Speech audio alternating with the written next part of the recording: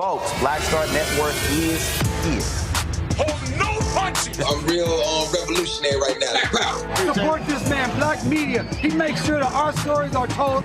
Thank you for being the voice of Black America, Roland. Stay black. I love y'all. All momentum we have now, we have to keep this going. The video looks phenomenal. See, there's a difference between Black Star Network and Black-owned media and something like CNN. You can't be Black-owned media and be scared. It's time to be smart. Bring your eyeballs home. You dig?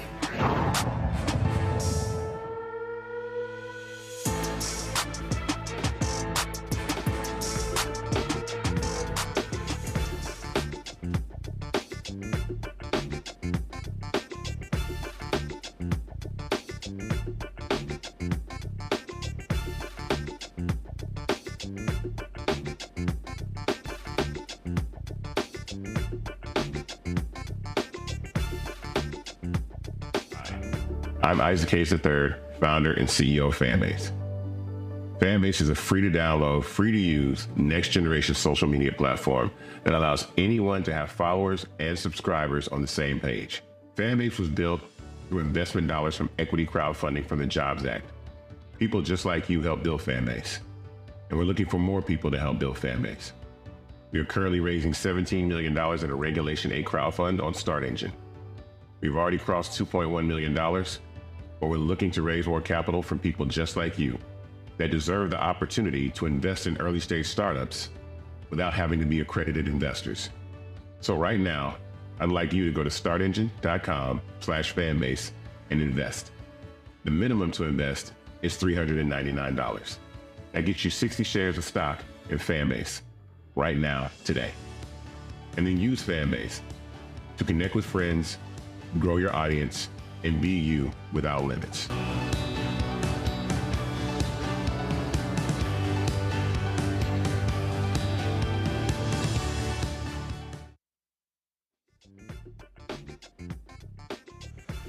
Today is Tuesday, November 28th, 2024. Coming up on Roland Martin Unfiltered, streaming live on the Black Star Network. Well, the usual drama with Trump continues. And guess what? One of his own people literally was trying to charge a potential Treasury Secretary for access to him. They're a band of crooks. He's also proposing tariffs on Canada and Mexico. That, of course, could lead to hikes for everyday goods. But I thought that's why y'all didn't want to vote for Vice President Kamala Harris. Okay. Economist Morgan Harper will be joining us. A Florida judge has sentenced a white woman to 25 years in prison for fatally shooting her black neighbor through a locked door. Conditions at a Virginia Supermax prison are so bad that there are reports of inmates burning themselves to get away from the abuse. Black lawmakers have condemned the conditions at Red Onion State Prison. I'll talk to one delegate who is calling for immediate changes. In today's Marketplace segment, we'll talk to a doctor who has created a skincare line with black folks in mind. It's time to bring the funk. I'm Roland Martin Unfiltered on the Black Star Network. Let's go. He's got it. Whatever the miss, he's on it. Whatever it is, he's got the scoop, the fact, the find. And when it breaks, he's right on time and it's rolling. Best believe he's knowing. Putting it down from sports to news to politics. With entertainment just for kicks, he's rolling. It's on go, roll, y'all. It's Roland Martin,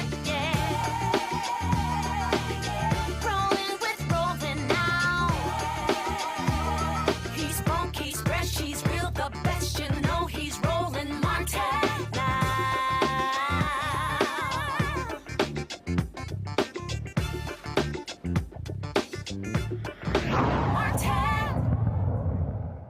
Folks, Donald Trump's promise to massively increase tariffs on goods from Mexico and Canada, as well as China, trust me, will impact your pockets.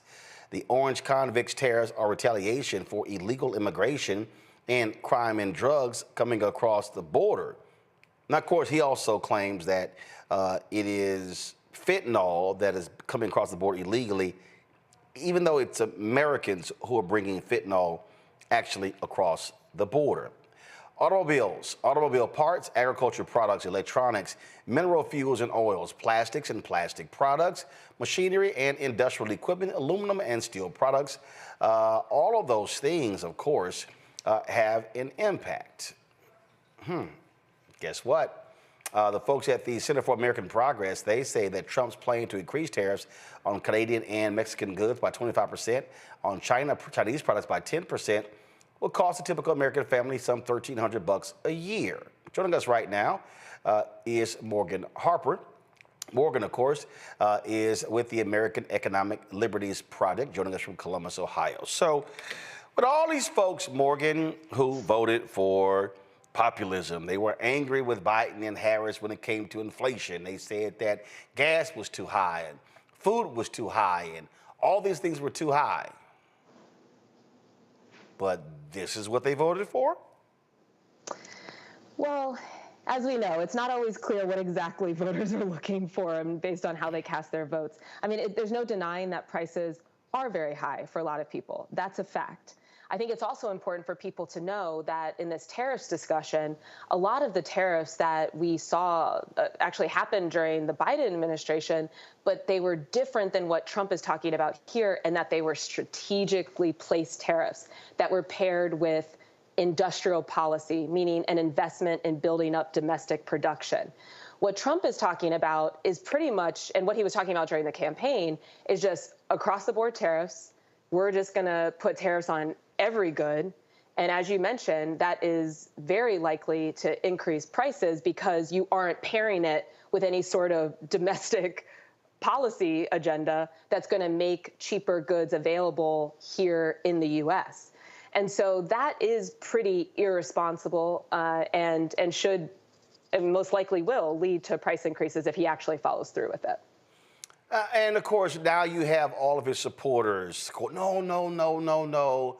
This is all about negotiating. He's threatening these things in order to get them to do something about illegal immigration. But they're already doing things. And the Mexican president dropped a letter making it perfectly clear how things are going to stand between the country. And so it's just interesting just watching all of this play out. It is really interesting. And like you said, I mean, a lot of if the concern is immigration, fentanyl, well, the highest percentage of people who are bringing that across the border are actually American. And so if you want to address immigration issues, then you should use immigration policy to do that. If you want to talk about what's going on with drug imports, we should talk about how to address that as an issue. But bringing tariffs as a tool into trying to solve problems that have nothing to do with trade policy is pretty wild suggestions, and again likely to have some detrimental impacts on all of us as consumers. I would also note a couple of other developments that we've seen over the last few days and weeks since the election with the transition. I mean, one, the person that Donald Trump is recommending and nominating to lead the Commerce Department, to be the Secretary of Commerce, he's not just nominating that person to lead Secretary of Commerce, he's actually going to combine that position, or suggesting to combine that position with the responsibility that traditionally would fall with the U.S. Trade Representative, which is an office within the Commerce Department, but usually a different person. And the person, Lutnick is his last name, that he's suggesting to nominate, is very much a Wall Street guy, not somebody that seems like he would be on the side of trying to use things like trade policy to actually, again, boost domestic production, help American workers, try to keep prices low. It seems like his top priority is keeping Donald Trump happy based on his public statements so far. And again, that's not how you develop good policy. And the other thing I would note is we've already seen some suggestion, and we saw it in the first Trump administration when there were tariffs that were placed a little bit indiscriminately, that in certain industries, for example, tariffs that were placed on washing machines, we saw also price increases with dryers because companies that make those products realized that they had a little bit of cover to raise prices and consumers probably wouldn't know the difference. Similar to what we had talked about during some of the inflation discussions that we've had over the last year, when CEOs going on their earnings calls on the record saying inflation's kind of good for us. Well, tariffs that have no strategy behind them, that are just going to generally increase prices for a lot of goods create an opportunity for corporations that just want to price gouge and raise prices, even if they aren't subject to a particular tariff, to do that, and counting on the American consumer to not know the difference. And also they know that, based on the signals we're seeing so far, that the government's unlikely to do anything about it.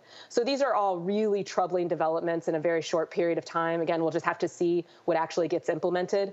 But if the goal is to try to improve outcomes for workers, boost domestic production, and keep prices low, then you can do that with tariffs, but only if you're pairing it with an effective domestic production industrial policy strategy. Well, and also the Mexican president said, cool, we're going to hit your ass with tariffs. Right. So you're, likely leading to some retaliation, which also can have price impacts. So it's a bit of a mess if you're not really going to engage in the necessary negotiations. And again, with a real plan of why you're using a tariff. Tariff can be an effective tool, but not if you're just using it as some kind of political ploy and to kind of assert yourself without any real plan. That is going to have really bad outcomes for workers and all of us in our pocketbooks. And let's just hope that we don't see the follow through. Well, here's a perfect example. One of these Trump folks, you can go to my iPad, he goes, it's very simple. 84% of Mexico's exports go to the U.S. 77% of Canada's exports go to the U.S. Trump has more leverage and he knows it. Okay, Morgan, let me just be clear. So, exports to the U.S., meaning products in Mexico going to the U.S. Tariffs on those goods are not going to impact Mexico.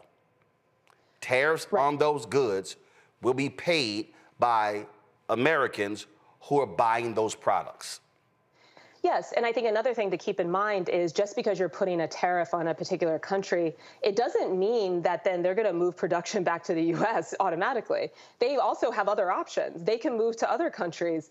So looking at, for example, at some of the tariffs on China, they can move to other countries in Asia, for example, that will do nothing to actually necessarily, again, if not paired with some kind of domestic strategy, will not lower prices. And a lot of these companies can just bypass their production, bypass the tariff and move their production to other countries that then also will have no positive impact on workers. So this, I can't really repeat it enough. This is really concerning policy, if you want to call it policy ideas, coming from President-elect Trump's camp here and his own words. And it's really unfortunate because I do think it confuses a lot of the public around how tariffs could be used effectively. And of course, overall, we want to see good impacts for all of us. We want to keep prices low. We want to make sure that we have lots of high-paying job opportunities for workers in the U.S., and this is not the path to get there. The thing that's also interesting is that the Mexican president, she's not playing here. In her letter, she responds to Trump. She says, go to my iPad, 70% of the illegal weapons seized from criminals in Mexico come from your country. We do not produce these weapons, nor do we consume synthetic drugs. Tragically, it is in our country that lives are lost to the violence resulting from meeting the drug demands in yours. President Trump, migration and drug consumption in the United States cannot be addressed through threats or tariffs. What is needed is cooperation and mutual understanding to tackle these significant challenges. She writes, for every tariff, there will be a response in kind until we put at risk our shared enterprises. Yes, shared. For instance, among Mexico's main exporters to the United States are General Motors, Stellantis, and Ford Motor Company, which arrived in Mexico 80 years ago. Why impose a tariff that would jeopardize them? Such a measure would be unacceptable and would lead to inflation and job losses in both the United States and Mexico. All of it, you see, this is the thing that I go back to NAFTA, when all of these white voters in the Midwest, Illinois and Ohio and Michigan and Wisconsin, they were all, NAFTA is killing us. And I kept trying to explain to people, NAFTA is hurting one part of the country, but it's doing well for other states, Texas, New Mexico, Arizona, and others. And so this is the Mexican president said, okay, if you want to go there, let's go. I don't think the Mexican president and the Canadian prime minister are going to be backing down for Donald Trump's threats, because they know he does this and prices spike. That's on him. Yeah, I think listening to you, Roland, it's making me really appreciate just some of the tragedy of the situation, because, look, there's a lot of different views on NAFTA and what the impacts were from that. There has been a lot of, I think, evolution in how both parties are seeing trade policy, including but not limited to the use of tariffs. And we need to be having a real discussion about which takes on trade policy are going to best serve us as a country. Just like we need to have that on controlling fentanyl, just like the Mexican president there is saying in thinking about managing immigration issues. These are not easy topics. But to just continue to use everything as a political opportunity is really, really harmful and kind of missing the whole point. But, but on trade, I mean, there has been a real evolution here. It's like people, even in the Democratic Party want to say, oh, Trump's crazy, he's talking about tariffs. Well, we need to talk about, again, which kind of tariffs. And based on what Trump was doing in his first administration, which some of those, some targeting tariffs that Biden was able to build off on and support EV, speaking of the auto industry, EV manufacturing, support chip production in the U.S., well, those are the types of tariffs that actually can serve the interests of American workers and try eventually to keep prices lower. But this free-for-all of just letting Wall Street cronies run wild and do whatever Trump wants, again, that's not the way that we make good policy, and it's not gonna serve the best interests of the United States. All right, Morgan Harper, we really appreciate it. Thanks a lot. Thanks for having me. Folks, got to go to a break. We come back, we'll chat with my panel. You're watching Roland Martin Unfiltered on the Black Star Network. Don't forget to support the work that we do. Join our Brina Funk fan club. You can contribute via Cash App by using this QR code from Stripe. Simply click Cash App and then make your donation. You can also send your check and money order to P.O. Box 57196, Washington, D.C., 20037 7-0196. PayPal is R Martin Unfiltered. Venmo is RM Unfiltered. Zelle, Roland at RolandSMartin.com. Roland at RolandMartinUnfiltered.com.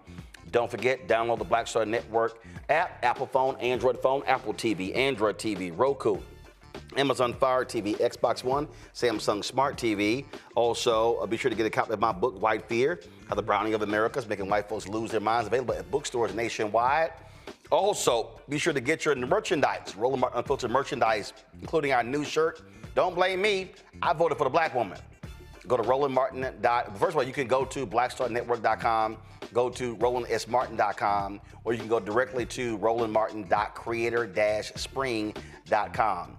And of course, we want you to participate with Fanbase. Of course, the goal is to support this black-owned social media app. You can be an owner. You can get an equity stake. Get more information, go to startengine.com/fanbase. Startengine.com/fanbase. Download the app, but also invest in the app, and that's where you can get it. Back in a moment. Hatred on the streets, a horrific scene, a white nationalist rally that descended into deadly violence. White people are losing their damn minds. As an angry pro-Trump mob storms the U.S. Capitol, we've seen shooting. We're about to see the rise of what I call white minority resistance.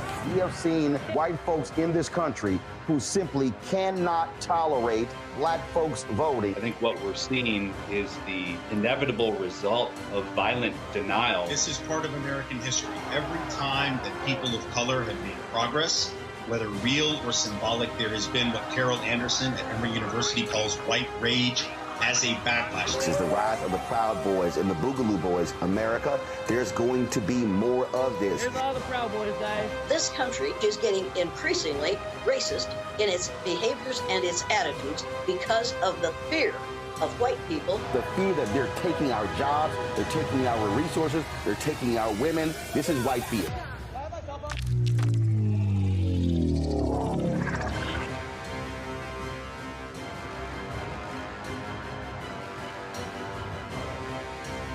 Coming soon to the Black Star Network. I had been trying to get a record deal for a long time. You know, when I finally got signed to the Motown record label in 2003, I was 34, 35 years old. And up until that time, I had been trying to get record deals the traditional way. You know, you record your demo, you record your music, and you send it, you know, to the record labels, or maybe somebody, a friend of a friend, knows somebody that works for, you know, the record label. And really, chemistry was, that was my last-ditch effort at being in the music business. How long have you been trying? I've been trying since I was a teenager. Wow. And you know. And I'm grateful that it didn't. I'm grateful that it happened when it happened, because I wasn't prepared, you know, as a teenager to embrace all that comes with a career in the music industry.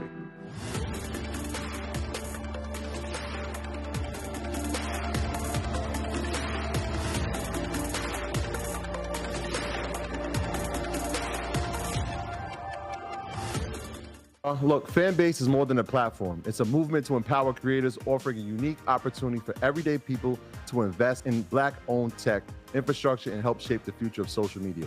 Investing in technology is essential for creating long-term wealth and influence in the digital age.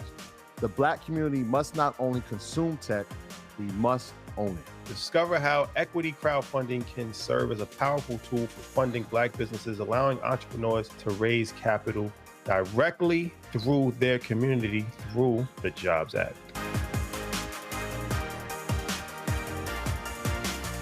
What's up, everybody? It's your girl, Latasha from the A. And you're watching Roland Martin Unfiltered.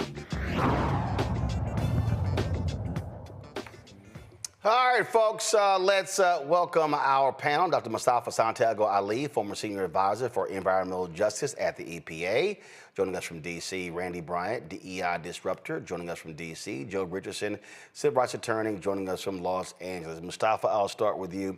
It is, I'm telling you, listen, y'all might as well get used to hearing Scarface's No Tears, because I'm going to be playing that a lot over the next 4 years. Donald Trump slaps these tariffs on these goods, and all of these people who are whining about prices under Biden-Harris, who are whining about inflation, who are whining about paying too much, I'm just going to sit here and say, what did the homeboy say? It's above me now. Yeah, I mean, that's real. And, you know, the interesting thing is that it's not like the economists waited until this moment to share with folks how this is such a bad idea. You know, they were sharing this information. The top economists were sharing that this was going to have significant impacts on our economy. And, you know, the question always is that, you know, we know billionaires and millionaires, they are never going to be impacted. They're not worried about how much the light bill costs of putting food on the table. But for everyday folks, you have to ask the question, how is this going to impact you? And in a sense, folks, when they voted, said that they cared about the prices of food. It's a curious matter because we know that these tariffs, which are really taxes, are going to increase the things that you said that you cared about, you know, whether it is bread or milk or eggs, those different types of things, then the price is going to go up. The other part of it is, you know, we also talk about the gas was too high. Well, we know that these tariffs also, economists have said, can add an additional 25 to 75 cents in a minimum way to what you're already paying. Of course, you know, the price of gas can even go up even higher.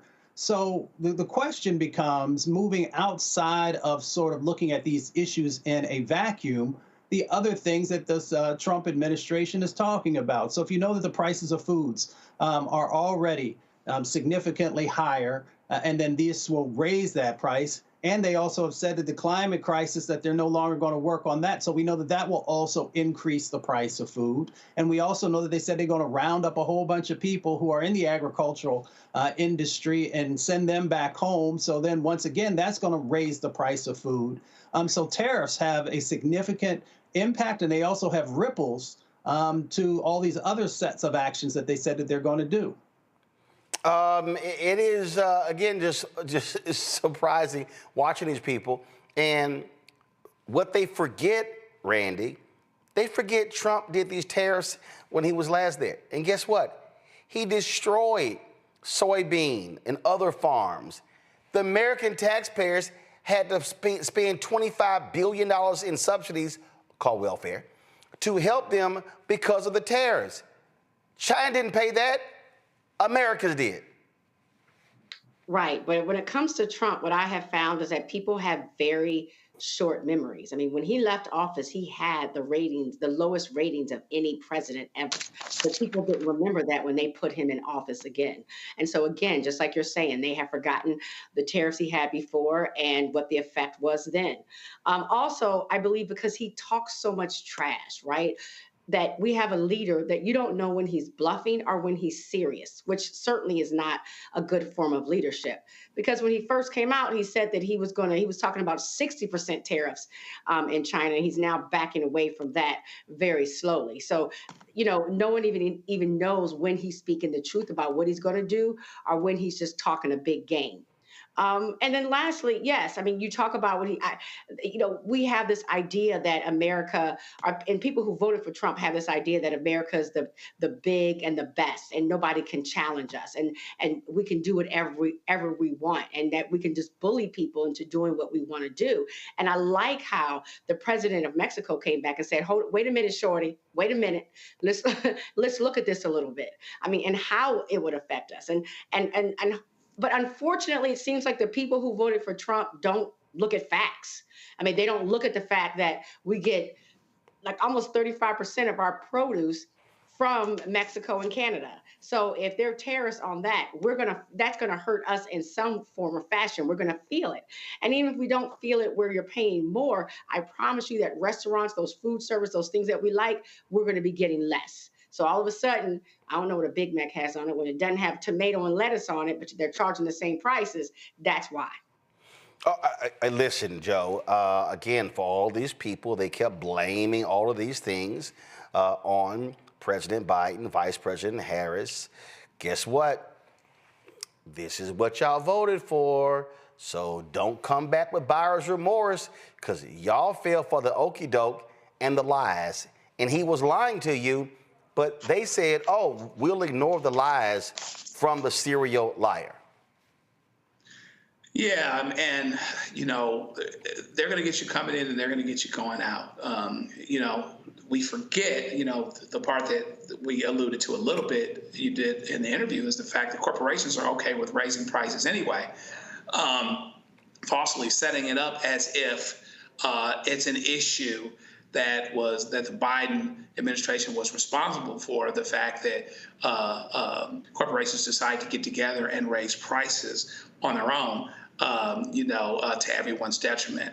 And I'd call it an unintended consequence that prices would go up with tariffs. But everybody knows that if you do tariffs without strategy, and you don't have a good reason for doing them and something to offset them potentially so that you're better off, you're going to have higher prices. Also, that piece of information that the president of Mexico provided in that statement is some stuff that a lot of folk don't know about how our companies are down there, and therefore that's going to affect us as well. It's going to affect us here. It's going to affect us there. It's going to affect employees. It's going to affect the number of jobs. It's going to affect a lot of things. But when you see it coming, I don't necessarily think that you get to call it an unintended consequence. That being said, I think there are other unintended consequences that we aren't even talking about that are going to come and manifest themselves in the way of higher prices, in the way of lost jobs, in the way of crises as it pertains to certain service professions, not having people fill in because the Trump administration seems to be hell-bent on doing this thing for retribution kind of purpose. But it's going to end up being a very serious problem that's going to have both the intended consequences that economists would tell you. I mean, Walmart's telling you they're going to raise prices, and unintended consequences too. As I said, it's above me now. Sorry. It's above me now. And I'm telling y'all, I'm aware for the next 4 years, don't pull it up, y'all. Don't blame me. I voted for the black woman. I'm aware of that the next 4 years. And so when they start running their mouths, hey, don't blame me. I voted for the black woman. Just want to let y'all know. All right, got to go to a break. We come back. We're going to talk about white woman in Florida. Oh, kill that sister? Her sorry ass about to sit in prison for a little while. Also, we'll talk about a case out of Kansas City as well. Plus, oh, y'all, poor Rudy Giuliani. He was in court today, and he said, I don't have any money. They're trying to take my car. They're taking all of my stuff. You shouldn't have talked shit about those two black women in Georgia. So, again, Rudy, no tears. I'll be back on Roland Martin Unfiltered.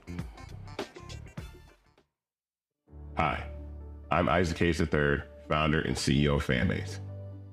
Fanbase is a free-to-download, free-to-use, next-generation social media platform that allows anyone to have followers and subscribers on the same page. Fanbase was built through investment dollars from equity crowdfunding from the Jobs Act. People just like you help build Fanbase, and we're looking for more people to help build Fanbase. We are currently raising $17 million in a Regulation A crowdfund on Start Engine. We've already crossed $2.1 million, but we're looking to raise more capital from people just like you that deserve the opportunity to invest in early-stage startups without having to be accredited investors. So right now, I'd like you to go to startengine.com/fanbase and invest. The minimum to invest is $399. That gets you 60 shares of stock in Fanbase right now, today. And then use Fanbase to connect with friends, grow your audience, and be you without limits.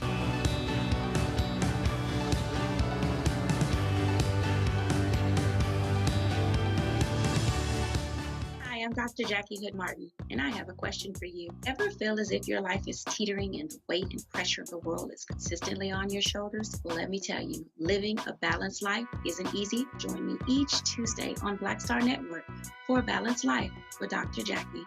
We'll laugh together, cry together, pull ourselves together, and cheer each other on. So join me for new shows each Tuesday on Black Star Network, A Balanced Life with Dr. Jackie. Coming soon to the Black Star Network. I had been trying to get a record deal for a long time. You know, when I finally got signed to the Motown record label in 2003, I was 34, 35 years old.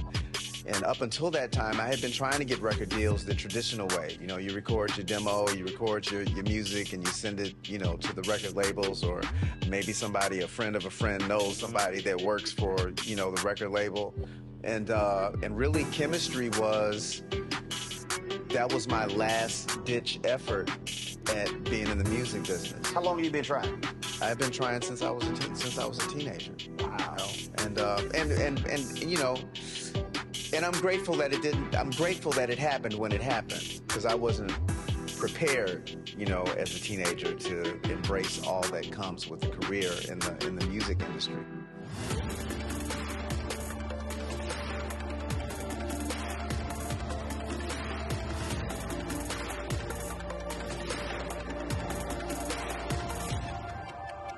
Russell L. Honoré, Lieutenant General, United States Army, retired, and you're watching Roland Martin Unfiltered.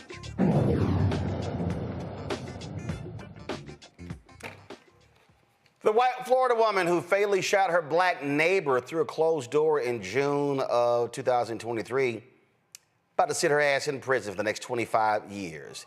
Here's what the judge said right before announcing Susan Lawrence's sentence of first-degree felony manslaughter for killing Ajike A.J. Owens.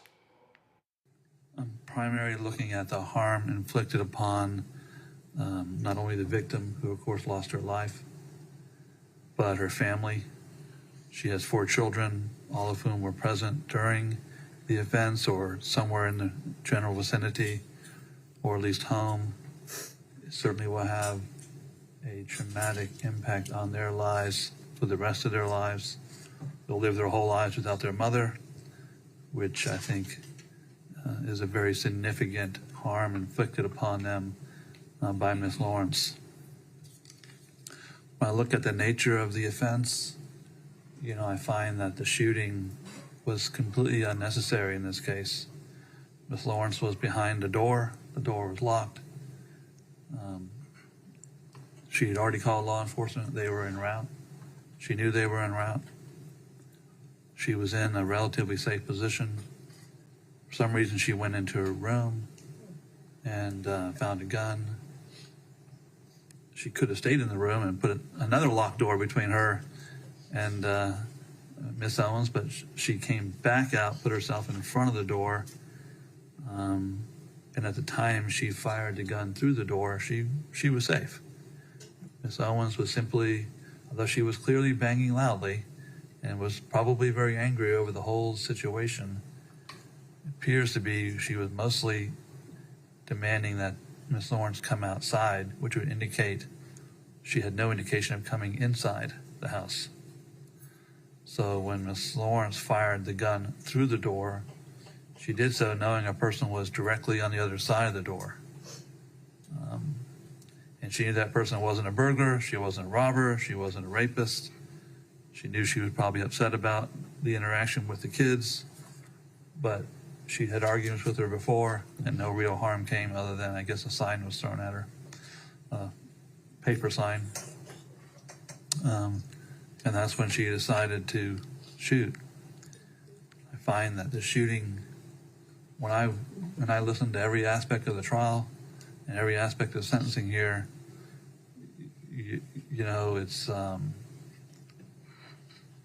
facts don't rise to a murder charge, but they are very aggravated manslaughter. Because this case, the shooting was based, I find, more on anger than fear. I think that's pretty well established in this case. So when I weigh it out, and believe me, I find that, you know, she's a victim of child sex abuse was a significant mitigating factor. And she has no criminal record, which is also a significant factor. However, we also have a tremendous harm inflicted upon this family and the victim's family. So what I'm going to do in this case is she be adjudicated guilty of manslaughter with a firearm, in order to serve 25 years in the Department of Corrections. With credit for 538 days, $100 cost of prosecution, $100 fine, court cost. Good luck to you, ma'am. You have 30 days to appeal. Again, Lorenz shot Owens, a black mother of 4, in the presence of her now 10-year-old son after Owens went to speak with Lorenz following a dispute over Owens' children playing near her home. Her defense team argued that she acted in self-defense because she feared for her life, but she shot an unarmed Owens through a locked door. I don't want to see no white woman tears, Randy. The bottom line is this woman was hateful and despicable. And I'll be honest, I hope she get her ass whooped every day in prison. I would not cry her one tear if that's what happened. She deserves whatever happens to her. Quite frankly, the fact that she killed that woman, a mother of 3 children, in front of one of the kids and near the other 2 children, and then never really showed remorse. You saw even during the sentencing, she's trying to deny and trying to actually suggest that she was scared. How are you scared behind a closed, locked door? And there was another door she could have closed, they said, to even make her safer. So it's just disgusting. She is pure evil. No other way to look at it. Pure evil. And she can sit there, Joe, all she wants to do, shaking her head. She did not have to do this. This was on her, so she can go to hell. Yeah, she had no reasonable belief that she was in danger of serious bodily injury or death. That's the fact of the matter. There was one door closed. She could have closed another door. Police were called and on the way, and she had dealt with her before. And because she dealt with her before and she survived, as it were, doesn't sound like there were physical altercations or any of those types of things. There's a lot of yelling and screaming. She did not have good reason to believe that she needed to shoot through a door, because among other things, that could have shot anybody. You know, that could have harmed anybody. That could have harmed that child physically, in addition to the mental harm that that child and that child's siblings will have to live with for the rest of their lives. So this judge was very measured, and he gave her 25 years, even with the mitigating factors. And that's what he should have done. The fact of the matter is she could theoretically still get out of jail at some point. And some of us might not think that's a good look. But it was justice it was the right decision by the trier of fact that she was guilty because there was more anger than there was fear. And we need to all be reminded, listen, whether you black, white, you got a red tail, you polka dot, whatever you got cracking, you need to make sure that you don't let your hate and your dislike take you to a place that you don't need to be. She is Exhibit 1. Right. Her ass was pure evil, Mustafa. Simple as that. And she deserved everything that she gets. Everything. All 25 years. And again, if she get her ass whipped in prison, I really don't care. You know, there's that old adage, don't do the crime if you don't want to do the time. She made a choice. She made a choice to go back into whatever the back room was to get her weapon. She made a choice to pull the trigger.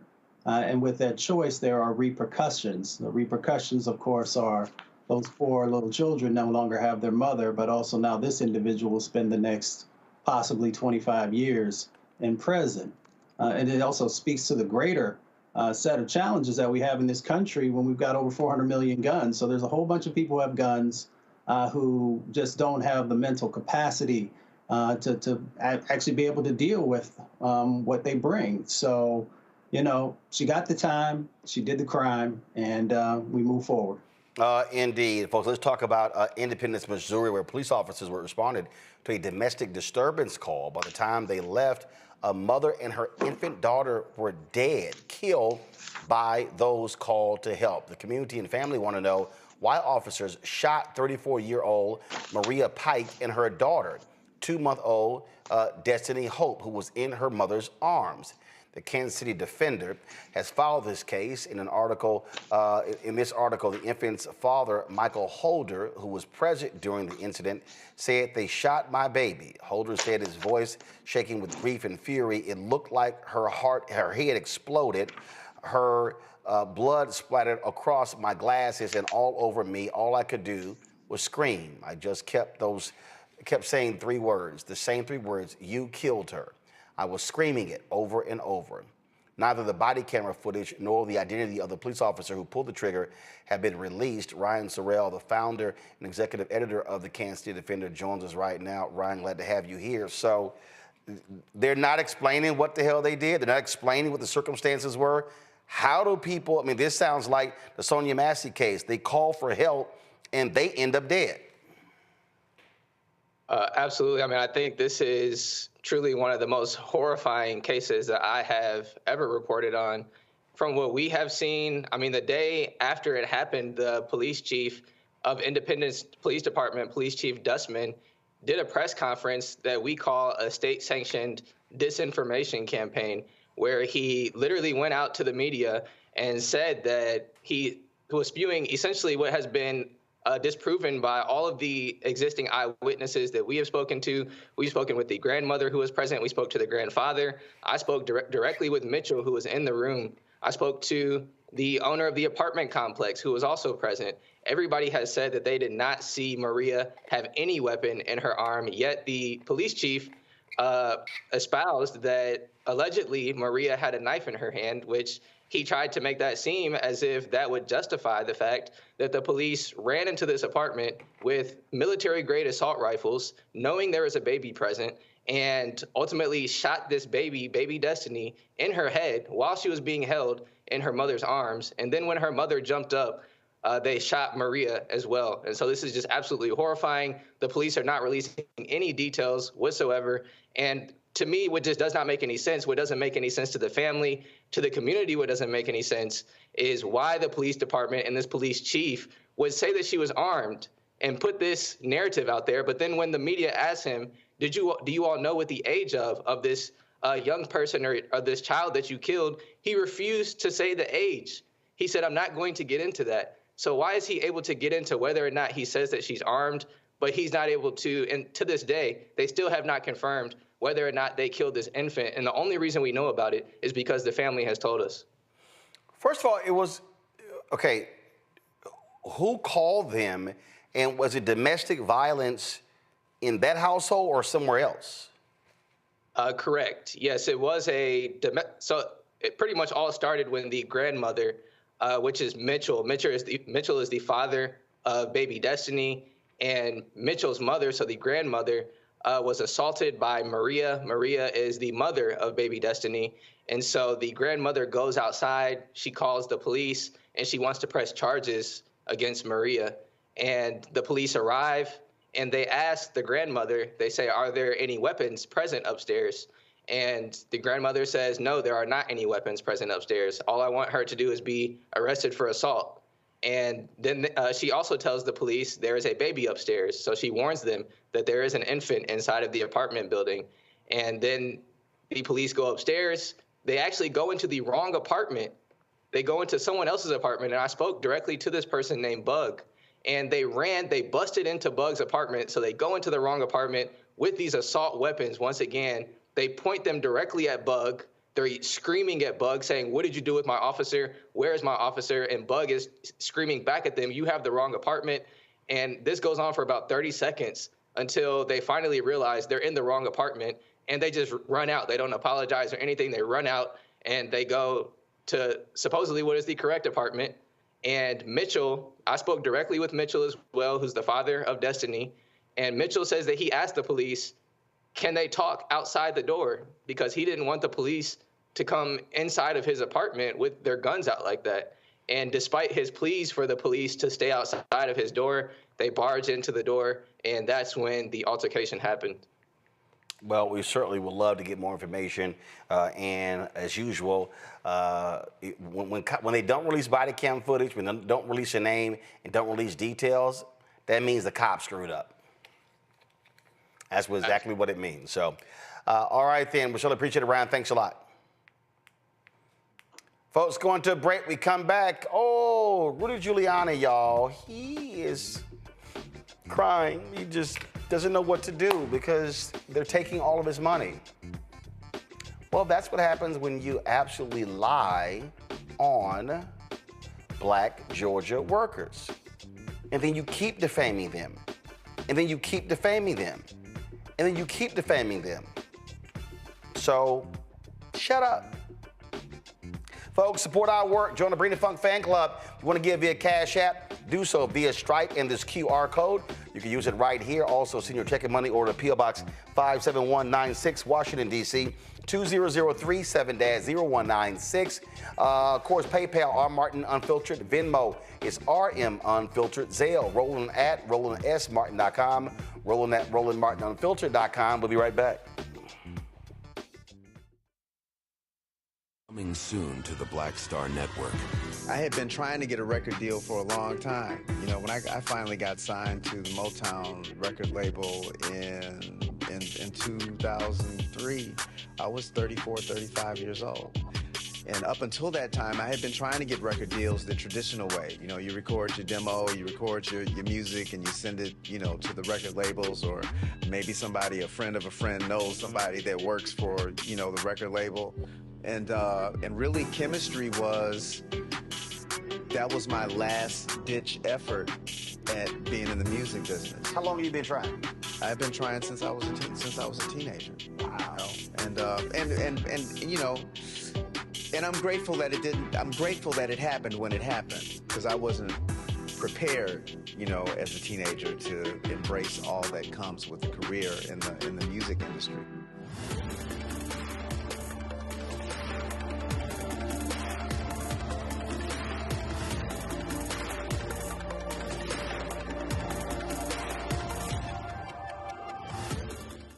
Y'all, look, Fanbase is more than a platform. It's a movement to empower creators, offering a unique opportunity for everyday people to invest in Black-owned tech, infrastructure, and help shape the future of social media. Investing in technology is essential for creating long-term wealth and influence in the digital age.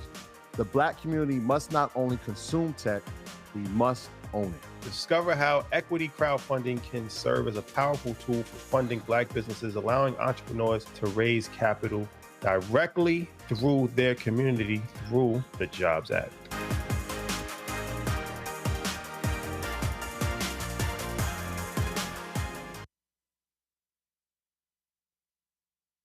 Hi, I'm Dr. Jackie Hood Martin, and I have a question for you. Ever feel as if your life is teetering and the weight and pressure of the world is consistently on your shoulders? Well, let me tell you, living a balanced life isn't easy. Join me each Tuesday on Black Star Network for A Balanced Life with Dr. Jackie. We'll laugh together, cry together, pull ourselves together, and cheer each other on. So join me for new shows each Tuesday on Black Star Network, A Balanced Life with Dr. Jackie.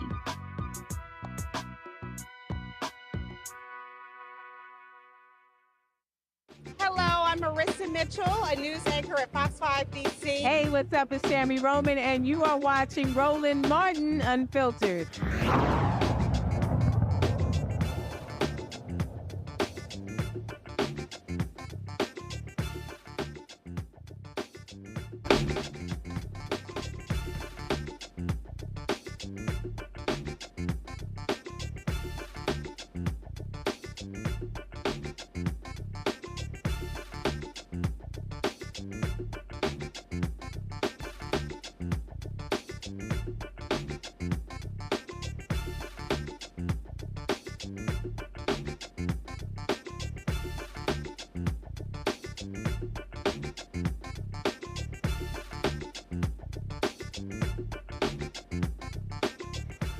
Well, folks, there was a hearing today, and let's just say Rudy Giuliani was not happy at all. Now, you know, he's got to pay a massive judgment to two black poll workers in Georgia because he kept defaming them in the 2020 election. And Rudy ain't too happy, y'all. And the judge was kicking his ass today saying, where's the title for your Mercedes-Benz? And then he goes outside of court, and y'all, and listen to this. If y'all want to see white tears, check this out. Reality is, I have no cash. It's all tied up. So right now, if I wanted to call a taxi cab, I can't do it. I don't have a credit card. I don't have a checking account. I have no place I can go take cash out except a little bit that I saved, and it's getting down to almost nothing. I have a business. I can do business expenses, but I'm very careful about that because God forbid I should make a mistake between a personal and a business expense. Unlike Hunter Biden, I go to jail right away. Oh, really? So you think that that's going to work? Y'all, he started going at the judge. The judge was like, sit your ass down. Joe, no tears. Rudy Giuliani continually defamed these sisters, and now he's pissed because they snatching everything. His son, my dad's going to have to give up his World Series collections. Yes, bring that shit here. Oh, but his collection of watches, come on, bring that here. They taking everything, sell everything. Yo, leave his ass butt naked. Sell his suits, sell his shoes, sell everything. This is what you get when you show your ass and you act a fool. And they kept telling you, say, dog, stop lying. No, he kept lying. He kept lying. He kept defaming them. And what's so stupid? Trump owes this fool $3 million in legal fees. He still ain't paid. Well, guess what? If Trump cut his ass that check, Ruby get that money. Right. That's right. And so, yeah, he's in a little bit of a pickle, man. Sometimes, you know, the game is kind of tough that way. And so, yeah, no, not an ounce of sympathy. I don't know, maybe he thought he was Donald Trump or something, but at the end of the day, he got rolled up pretty good, and he doesn't deserve any sympathy. And really, you know, a lot of his family isn't really with him like that either. They're a little less than sympathetic, and they've been that way for a minute. Whether they wanted that ultimate fate for him at all or not, it was really out of their hands because this is a cause and effect. This is something that he did that, as my people would say, he ain't had no business doing, okay? Got busted on it and has an incredible judgment that he doesn't have the ability to pay, or at the least it starts with his possessions. And that's how it goes when you get yourself in so much trouble that you get a judgment that you can't cover. So I don't have an ounce of sympathy for him, and I hope they continue to juice him like a sun-kiss. He's sitting here whining, Mustafa, because today's hearing is about setting a date for a January trial. And the judge jammed up saying, yo, man, why you didn't turn a 1980 Mercedes over? And so he's mad. He's upset. I love this line from give me 1 second. The courtroom. I love all the different the sketch artists that took place. Yeah, let me see. Maybe I can show this to y'all. I love this here. He was so upset. This sketch artist right here just nailed it. Look at Rudy sitting there, just mad, all upset. Mustafa. Well, Rudy, guess what? You wrote checks. Now your ass couldn't cash. Now it's on you, player.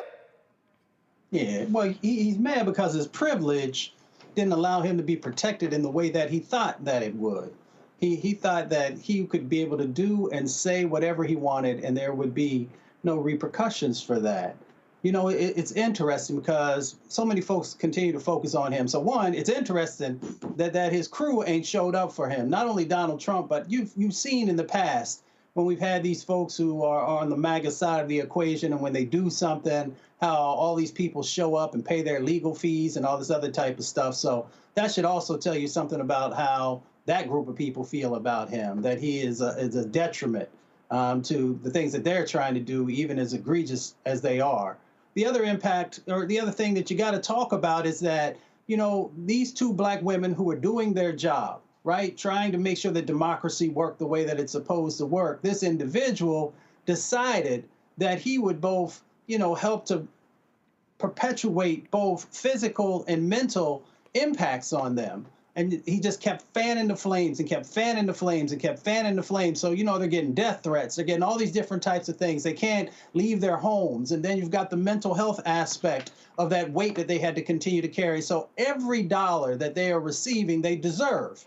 Because this individual decided that, he was above the law and that he could do and say whatever he wanted. So I'm glad that he got checked. And I hope all the other folks who continue to do these types of things also have to go in their pockets to make sure that they are reimbursing folks for their time, for the mental health, and for the physical things that they have to go through. I love this here, Randy, quote, because the judge was jamming him up about getting a title.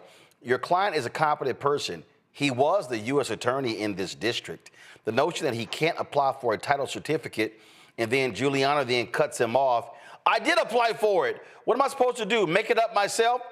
Your implication that I have not been diligent about it is totally incorrect. Well, you made up stuff about the two workers. And then he cried poverty. I'm not impoverished. Everything I have is tied up. I don't have a car. I don't have a credit card. I don't have cash. And I love this sketch artist right here. Arms folded, all upset, mad, and angry. I don't know who that is, a black dude or was a white guy standing next to him. I don't know who that is. Then he claimed, first of all, he's very good at this. He claimed without providing evidence, someone had placed what he called a stop order on his Social Security account. And the judge said, I had enough of this. Judge said, next time, he's not going to be permitted to speak and the court will take action. Your client can either represent himself by counsel or appear pro se. He can't do both. And then the judge says the cars and the keys without the title is meaningless. Oh, and this is that Mercedes right here. So sorry, Rudy, you're going to have to suck this thing up.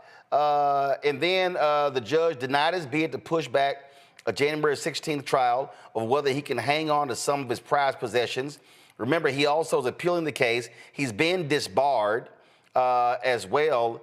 And so, oh well, sorry, Randy. I have zero sympathy for that Trump suck-up.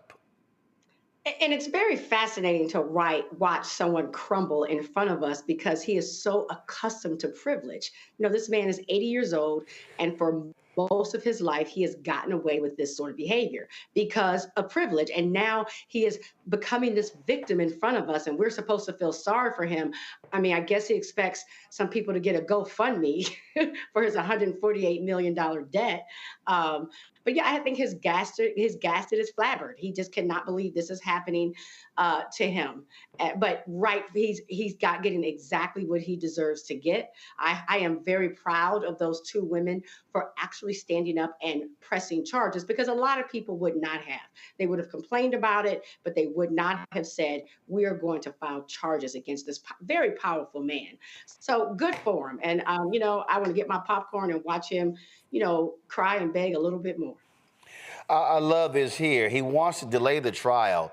It's supposed to be January 16th. And then his attorney said argument for delaying the trial was that he'd like the case to be resolved in time for him to attend the inauguration.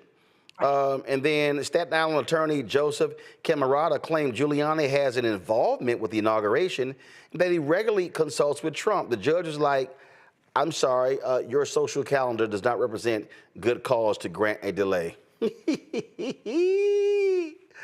Oh my goodness, I love it. That white privilege ain't working. That federal judge like, nah, player, we gonna have this trial January 16th.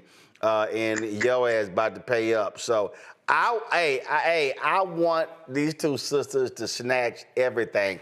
In fact, I would love, because when they get their hands on his penthouse in New York, I say we throw a party in that bad boy.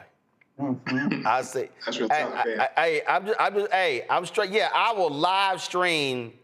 I will live stream a show in that sucker. I'm telling y'all right now.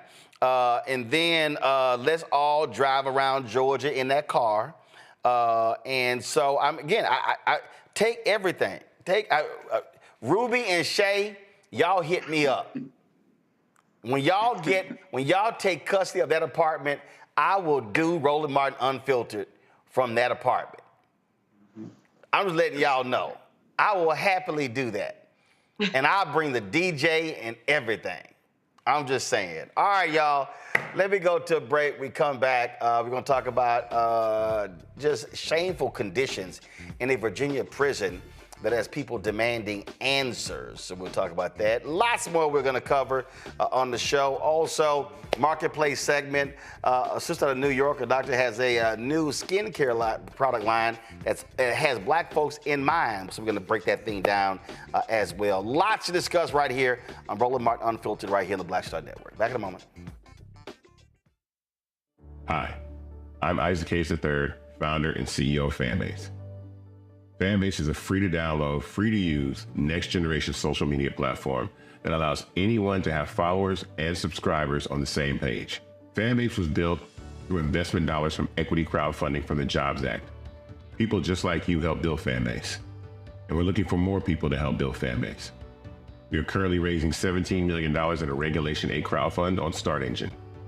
We've already crossed $2.1 million, but we're looking to raise more capital from people just like you that deserve the opportunity to invest in early-stage startups without having to be accredited investors. So right now, I'd like you to go to startengine.com/fanbase and invest. The minimum to invest is $399. That gets you 60 shares of stock in Fanbase right now, today. And then use Fanbase to connect with friends, grow your audience, and be you without limits.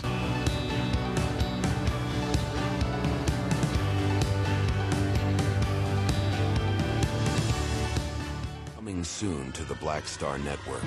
I had been trying to get a record deal for a long time. You know, when I finally got signed to the Motown record label in 2003, I was 34, 35 years old.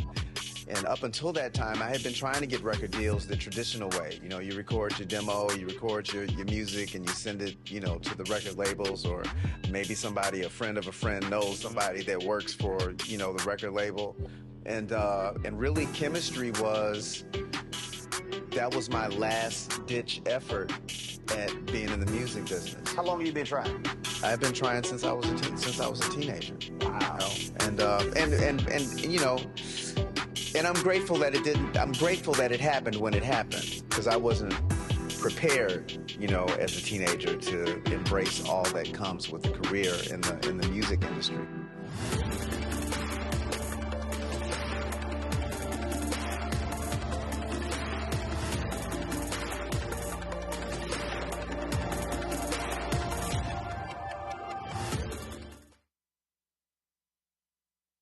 This is Reggie Rock Byford. You're watching Roland Martin, unfiltered, uncut, unplugged, and undamn believable. You hear me? 6 folks have burned themselves at Virginia's Supermax Red Onion State Prison since the start of the year. Allegations of abuse have been piling up since the prison opened in 1998. The Human Rights Watch and Amnesty International have released reports citing human rights violations. More than 2/3 of the inmates are held in solitary confinement for 23 hours a day, ranging from 2 weeks to 14 years. According to a 2018 lawsuit, one man allegedly hallucinated and spoke with his dead parents while kept in solitary for more than 12 years. In another case, a man isolated for over 600 days started to speak in numbers, lost more than 30 pounds, and signed his name with a series of random letters. The DOC settled both lawsuits. Virginia's Legislative Black Caucus wrote a letter condemning the inhumane conditions at the prison. Delegate Ray Cousins joins us now from Richmond.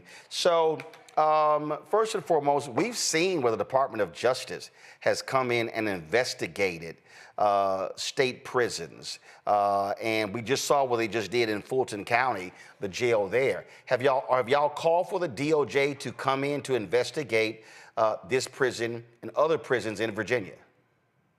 So the Legislative Black Caucus has not called on the DOJ to investigate, but we are calling on the Department of Corrections, a Budsman office, which we established here in Virginia earlier this year, to provide oversight to correctional facilities and to investigate complaints like this. I also spoke to our House Public Safety Committee Chair, Marcus Simon, and we are, and I'm a member of that committee, and we will be holding an investigatory hearing within the next couple months, if not the next month or so. Have you heard from the governor? Have you heard from the head of the Department of Corrections? What have they said to these allegations? We have not heard from the governor. We just issued the press release this morning, and we expect to hopefully have those conversations within the next few days. So have y'all confirmed these stories of these prisoners burning themselves?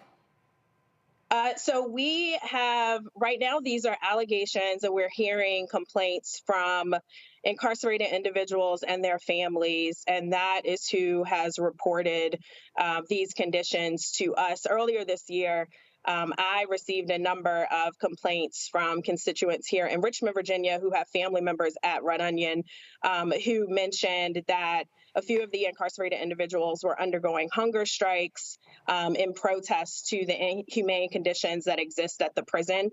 And then more recently, we've received reports about incarcerated individuals lighting themselves on fire in protest. And so these are still very fresh and new allegations, and we are working to get to the bottom of that. We're calling on the governor.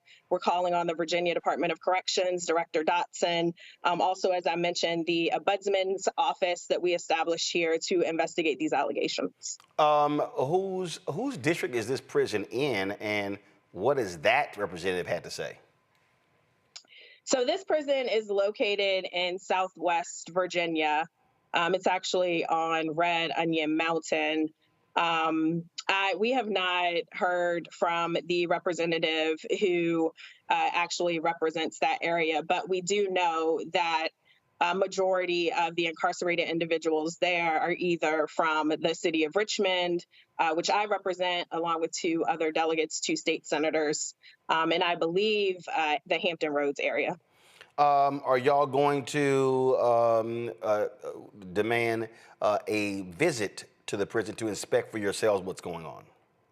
Yes, and I will say Director Dotson And the Virginia Department of Corrections generally has encouraged us to visit Red Onion. I know a few of my colleagues visited earlier this year. And so we definitely want to have a visit and just see for ourselves, have an opportunity to speak to the staff, to also speak to inmates, just to, get to the bottom of this and figure out what's going on there.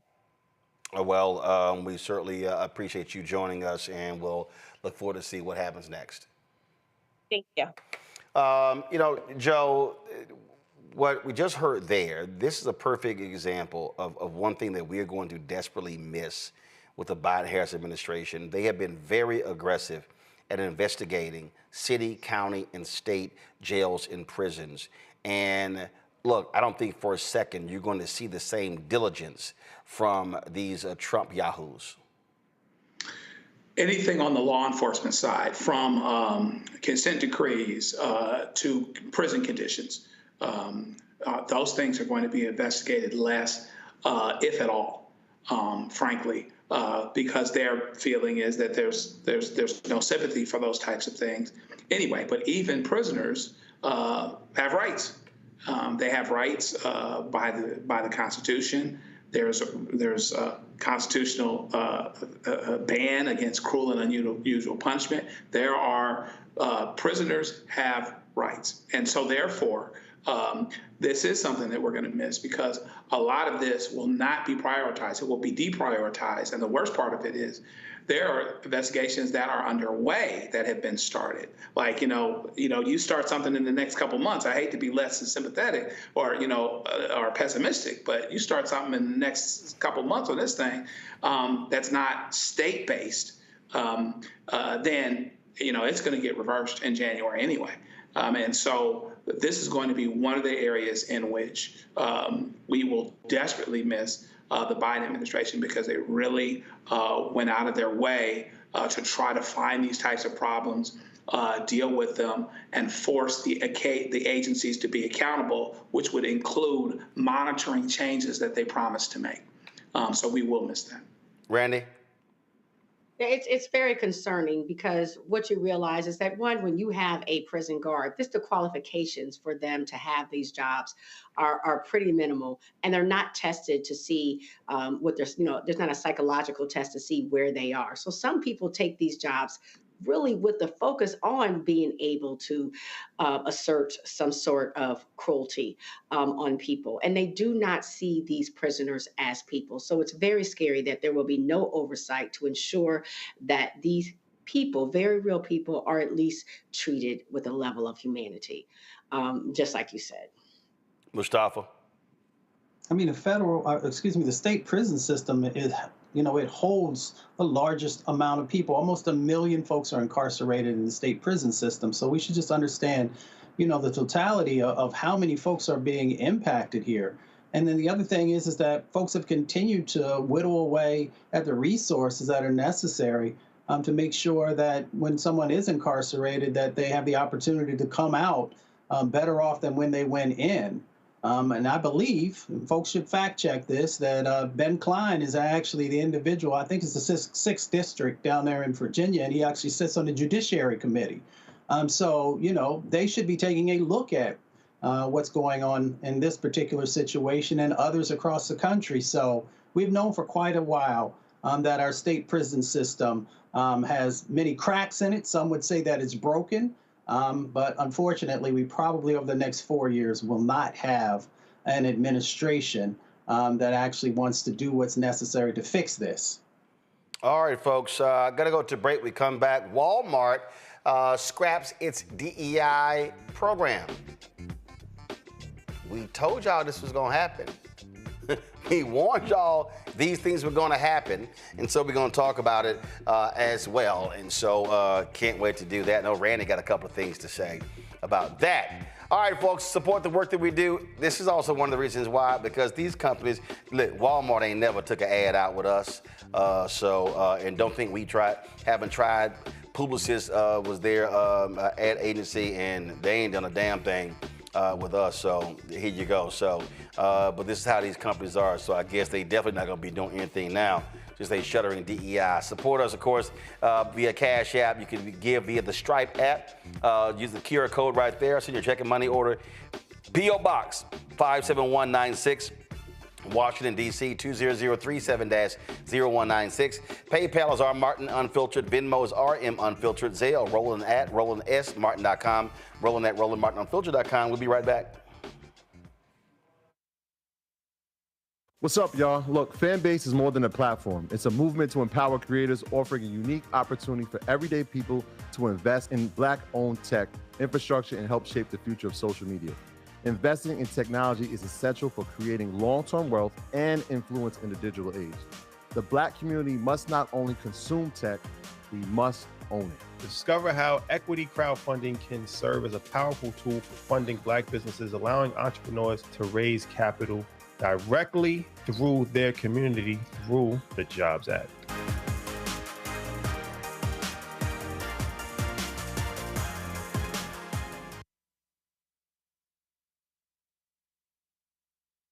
Hi, I'm Isaac Hayes III, founder and CEO of Fanbase. Fanbase is a free-to-download, free-to-use, next-generation social media platform that allows anyone to have followers and subscribers on the same page.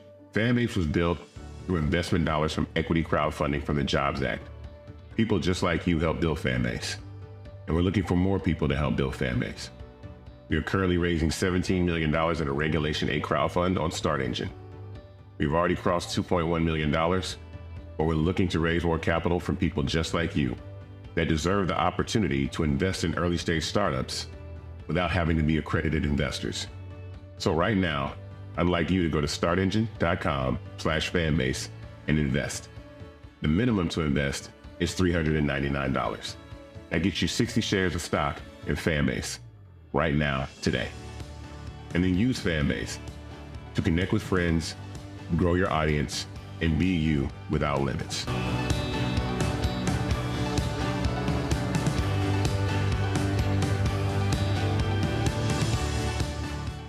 This is Tamala Mann. And this is David Mann. And you're watching Roland Martin Unfiltered.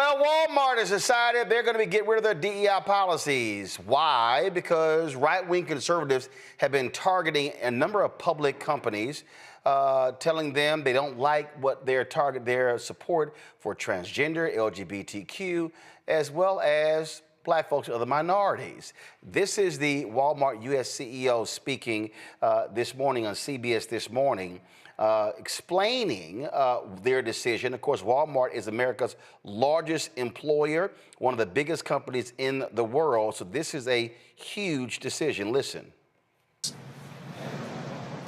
Well, first of all, good morning and thanks for having me. It's great to be here. I'm in Houston, Texas, in our Friendswood location, so it's exciting to be in the store this time of year.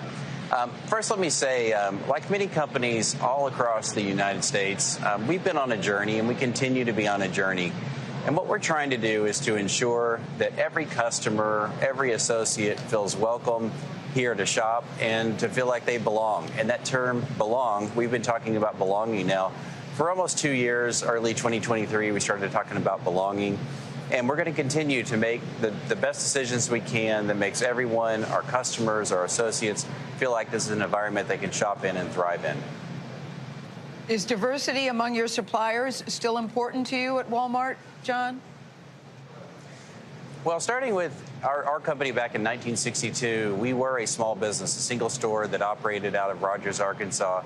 And so we'll continue to do the things that we can do to ensure that small suppliers have a path to being successful, not only at Walmart, but in their business in total. You know, every year we really focus on made in the USA. About 2/3 of what we sell is either made, grown, or assembled right here in the United States. We have a program every summer called Open Call, where we welcome in small suppliers and we welcome in people that have an idea, that are an entrepreneur and they want to learn. So we're going to continue to lean into ensuring that we provide the very best pathways for small businesses, our suppliers, to be successful here in the store. If I had more time, I could take you around the store and show you a few of those examples, but there are a lot of them and there'll continue to be more. Okay, so first of all, you saw right there, he didn't answer Gayle King's question. He didn't answer it at all. There also was this $100 million initiative that they had announced after the death of George Floyd.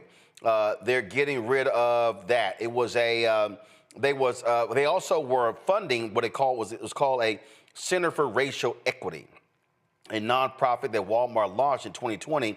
Supposed to be a 5-year initiative, and so that's also being shuttered. Let's just be real, Randy. What's going on here? This is a part of the attack against critical race theory, part of the attack on affirmative action. This is all about the right-wing agenda. They have been targeting Harley Davidson, John Deere, numerous companies. They've been targeting law firms. This is what this is all about. And the problem is corporate America. They're showing how gutless they are. They're showing how they are scared. Oh my God, we don't want to be attacked by Trump and the right.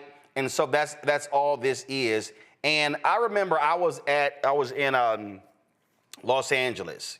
It was NAACP panel, and it was a DEI panel, and I was going hard. And people were like, dog, why are you going so hard? I said, because I'm trying to tell y'all this is about to end. I said, unless you have a strong counterattack, I said, these white corporations, their knees are going to buckle. They are not going to stand up to these right-wingers. And guess what? All of that stuff, and here we are. It'll be 5 years in May since George Floyd was killed. And I told folk, I said, I'll be shocked if we get to the 5th year. We barely had 3 years. Right. And I want people to know, when you talk about attacking, it's not just that they are writing articles or doing interviews. They are filing lawsuits after lawsuits after lawsuits. These small law firms, but they're powerful, are filing these lawsuits that companies then have to fight against, saying that woke policies or any DEI initiatives are in fact discriminatory, which is completely the opposite of what the problem is. DEI was there to fix discriminatory problems, but they have flipped it around and are using again the term reverse reverse discrimination, reverse racism, which is no such thing as reverse racism. It's not even a real concept. It does not exist. But this is what is the problem. And these corporations are buckling under the pressure. And I really want people to understand the impact of that, because what that means is that a person trying to get a job at Walmart, yes, we understand that's going to be an issue, but also a person who's trying to sell their products in Walmart. They are not going to actively seek out or retain the people they have now that are under any underrepresented group. That's women, that's LGBTQIA, that's Black, Latino, that's Asian, that's people with disabilities, that's women. And so what they're saying is what they're saying is they're evening out the playing ground, because they have said, are trying to suggest that we are all have equal chances in America. We all have equal chance to make it. But what DEI does is it gives us an unfair advantage. Now, it is laughable that I, as a Black woman, has an unfair advantage over a heterosexual white man. We know that's a joke, right? We see who the president of Walmart is, but that's what they're suggesting. And so, of course, the opportunity for me to even sell, to supply, is going to be a problem. But they're to advertise on shows like yours, Martin, Roland, is completely not going to exist. They're going to make it where what they have is what they consider a fair playing ground, and everybody's on it. I mean, it is quite scary that here we have the largest employer saying we no longer will have DEI initiatives, which also means they won't be looking at it. So they won't be looking at how they're functioning as a store. So if the store has employees that 95% of them are white and male, that's fine. There's no one there to check them on it. And that is what the workforce used to look like. DEI was supposed to work against that. That was the only reason that it was formed, is because of biases, people hire like people.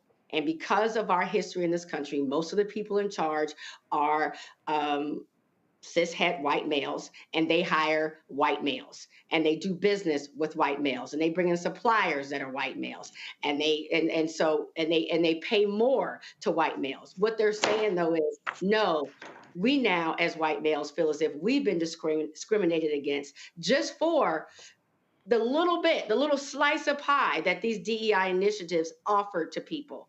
And so we'll sue you if they continue. Also, what's scary is that they're wiping out any kind of education. So you're going to have a workforce of people who are not educated on how to deal with people that are different from them. And so the workforce, I promise you, will be hostile. They won't be, if you do get a job there, now it's more difficult if you're from an underrepresented group. But when you do get the job, the chances of being treated well, that you feel included and like you're in a safe environment, those chances have gone down. So, and if Walmart has done it, the sad thing is that other corporations are definitely going to follow suit. So I feel very nervous for everyone involved. I mean, I don't think people, like, again, I know I'm going on and on, but even like truckers, I mean, there's the people who bring in the supplies from people. There are contracts that say, okay, we're going to give 5% of our contracts to minority truckers. Nope. That's gone now. Even that 5% is gone. And so it wasn't like we were getting much in the first place, but it's now non-existent. And even the term DEI, they can't even use the term. They have made it where it cannot be used in any materials or discussed at all. And the term Latinx. If you want to talk about the level of control that these law firms that are doing these lawsuits are having, they're making them so scared to even say the word, much less implement policies. It's dangerous. And, we really need to start having some discussions as Black organizations and as individuals of how we counteract this.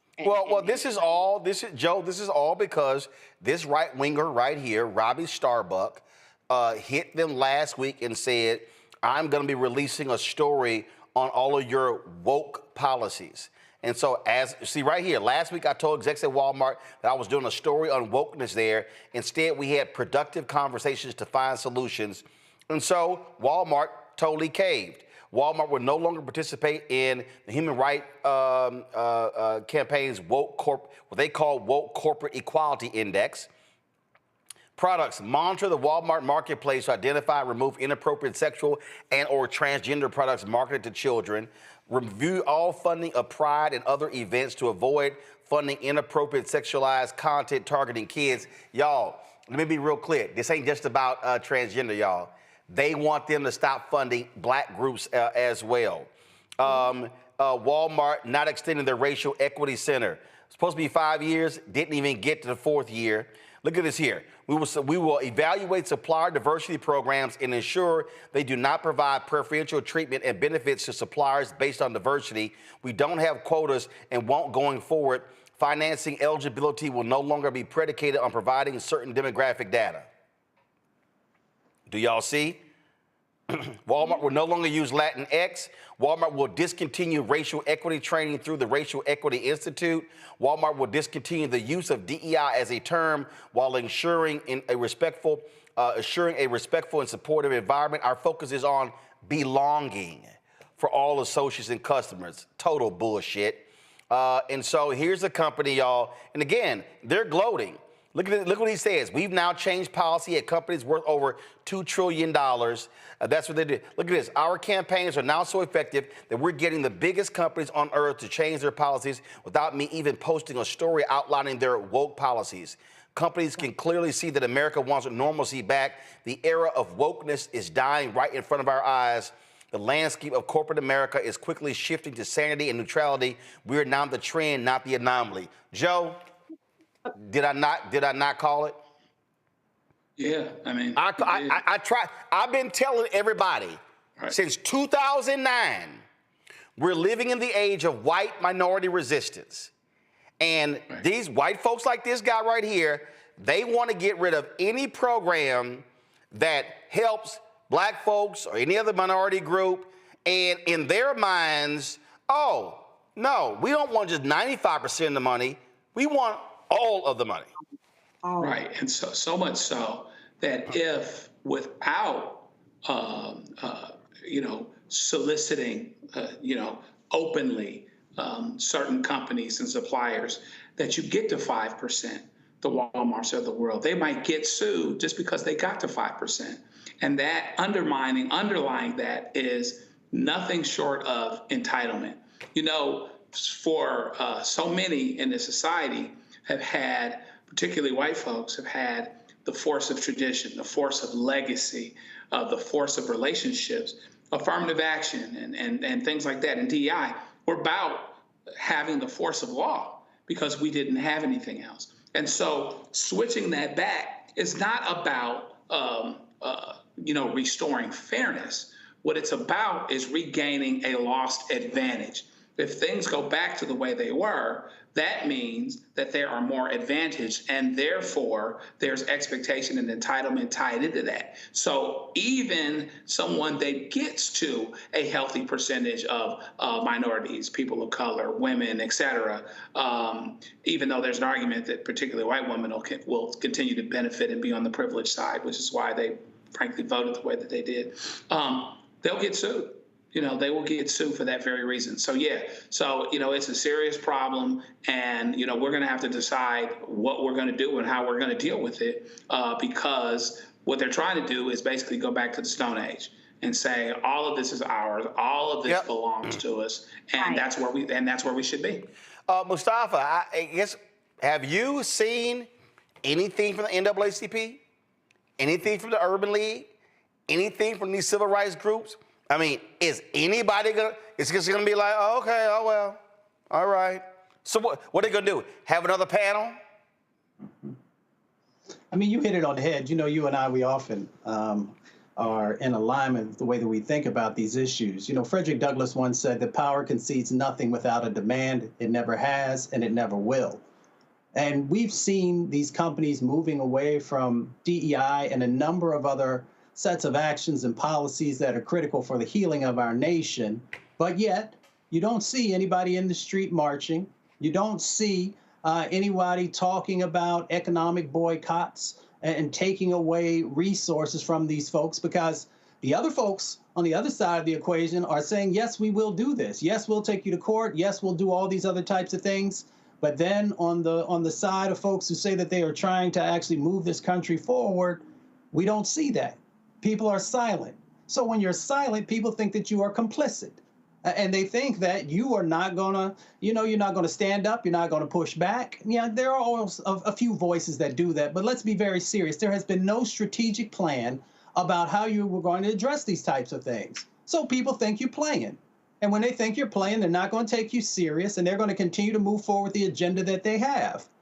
So if you want change to happen, then that means you got to put some skin in the game. It means it's not going to be easy. I understand, because I came from a rural community. I saw Walmart move into an area and take away all the mom and pop shops because they couldn't compete with prices.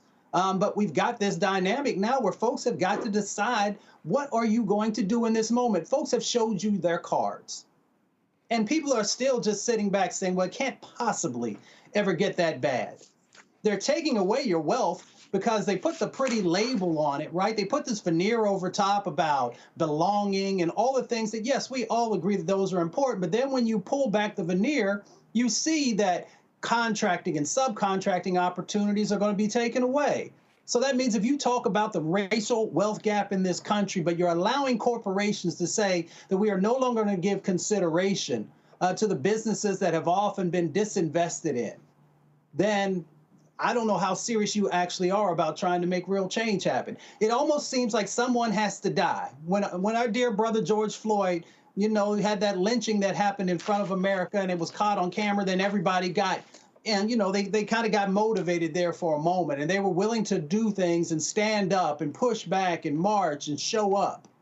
And then it began to fade away. And the other folks who've had these long-term strategic plans about how they were going to snatch power, because they've watched what happened in South Africa with apartheidism, and they watched these other countries, how folks have been able to institute things to actually institutionalize racism, to institutionalize poverty. They know what they need to do. But yet we still sit back like they're not going to take it as far as they are. They even put Project 2025 in front of your face, and people didn't even take that serious. And now here in a few weeks, you're going to see how real it really is. So this is just another piece of the puzzle that they're putting together to weaken you, not just in this moment, but they're looking at decades to come, because they understand what happens with the browning of America. It's in your book. Other folks have talked about it as well. And that's where we are right now. And that's why I get frustrated, but at the same time, my frustration is because I know we have power. My grandmother says you have power unless you give it away, and I watch us give our power away every day. They continue to destabilize. They continue to just take these pieces away, and people just busy twerking, busy worrying about what the reality shows are doing, worried about, and don't get me wrong, I was an athlete, what my team just did. And the reality of what's really going on in this moment that will impact your children's children, you continue to stay silent. So if you're going to stay silent, then you get what you get. Absolutely. Absolutely. All right, folks, going to go to break. We come back. Vice President Kamala Harris and Minnesota Governor Tim Walz, they addressed more than 1.5 million grassroots supporters today. We're going to show you the video of both of them right here on the Black Star Network. Support the work that we do. Join our Bring the Funk fan club. You want to give you a cash app, use this QR code from Stripe. Also, you can send your check and money order, P.O. Box 57196, Washington, D.C., 20037-0196. PayPal is R. Martin Unfiltered. Venmo is RM Unfiltered. Zelle, Roland at RolandSMartin.com. Roland at RolandMartinUnfiltered.com. Back in a moment. Coming soon to the Black Star Network. I had been trying to get a record deal for a long time. When I finally got signed to the Motown record label in 2003, I was 34, 35 years old. And up until that time, I had been trying to get record deals the traditional way. You record your demo, you record your music, and you send it, to the record labels, or maybe a friend of a friend knows somebody that works for, the record label. And really, chemistry was my last ditch effort at being in the music business. How long have you been trying? I've been trying since I was a teenager. Wow. And I'm grateful that it didn't. I'm grateful that it happened when it happened, because I wasn't prepared, as a teenager to embrace all that comes with a career in the music industry.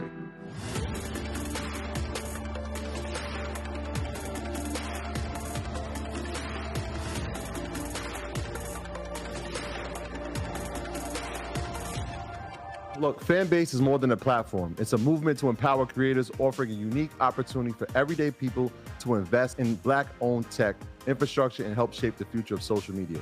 Investing in technology is essential for creating long-term wealth and influence in the digital age. The Black community must not only consume tech, we must own it. Discover how equity crowdfunding can serve as a powerful tool for funding Black businesses, allowing entrepreneurs to raise capital directly through their community through the Jobs Act.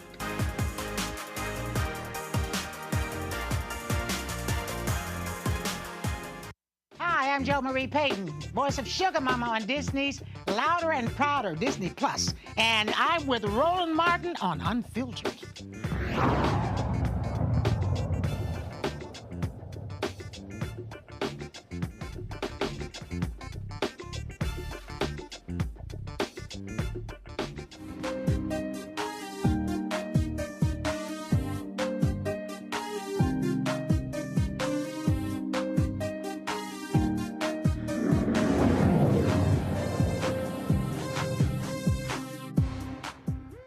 North Carolina HBCU is cutting half of its employees to reduce expenses by about $17 million. St. Augustine's University is eliminating 67 staff positions, and some programs will be discontinued. In addition to cutting staff positions, the university plans to terminate 37 full-time faculty jobs and 32 adjunct faculty roles and discontinue certain under-enrolled programs. Over the last year, SAU has had to take substantial measures to stay afloat financially, including taking out a $7 million loan from Gothic Ventures to repay several of its debts. The loan terms include a 26% interest rate, and the school could lose property if it defaults. A 26% interest rate?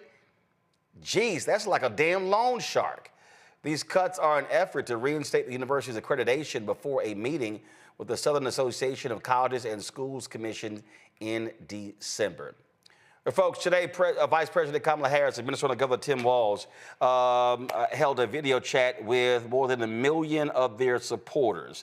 This is the first time the two of them have addressed their supporters since she conceded the election. Here's what both of them had to say in this live stream that took place about 4 hours ago. Good afternoon, everyone.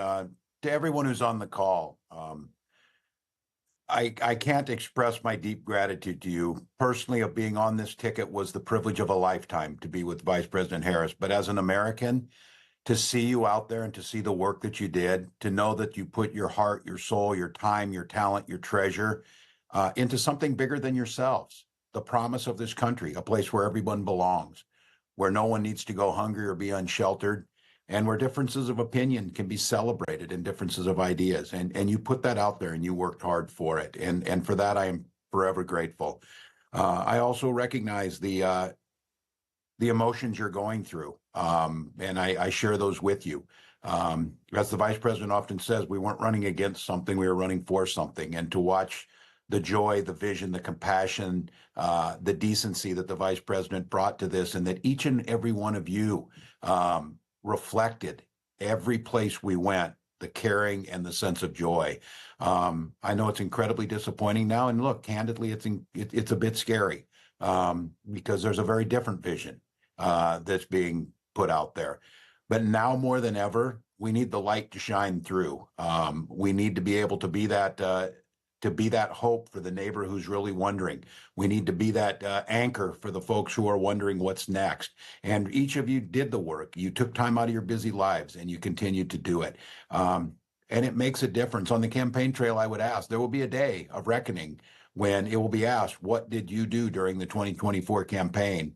Well, I know the people on this call can say everything they possibly could. And for that, as an American, I'm incredibly grateful. And I mentioned that just yesterday, the product of the things the Vice President fought for and the things that she got done.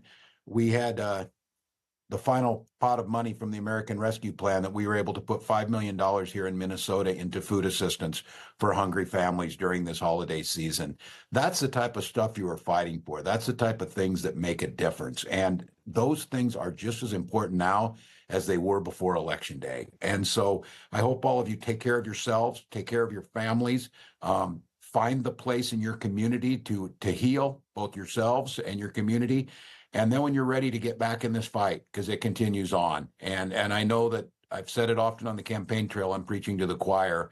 I couldn't be prouder to be with a choir that's on this call. You did everything that was asked. I also would have to say, I think all of us saw the possibility. And I know there's a bit of a feeling of loss because we saw what a real leader looks like.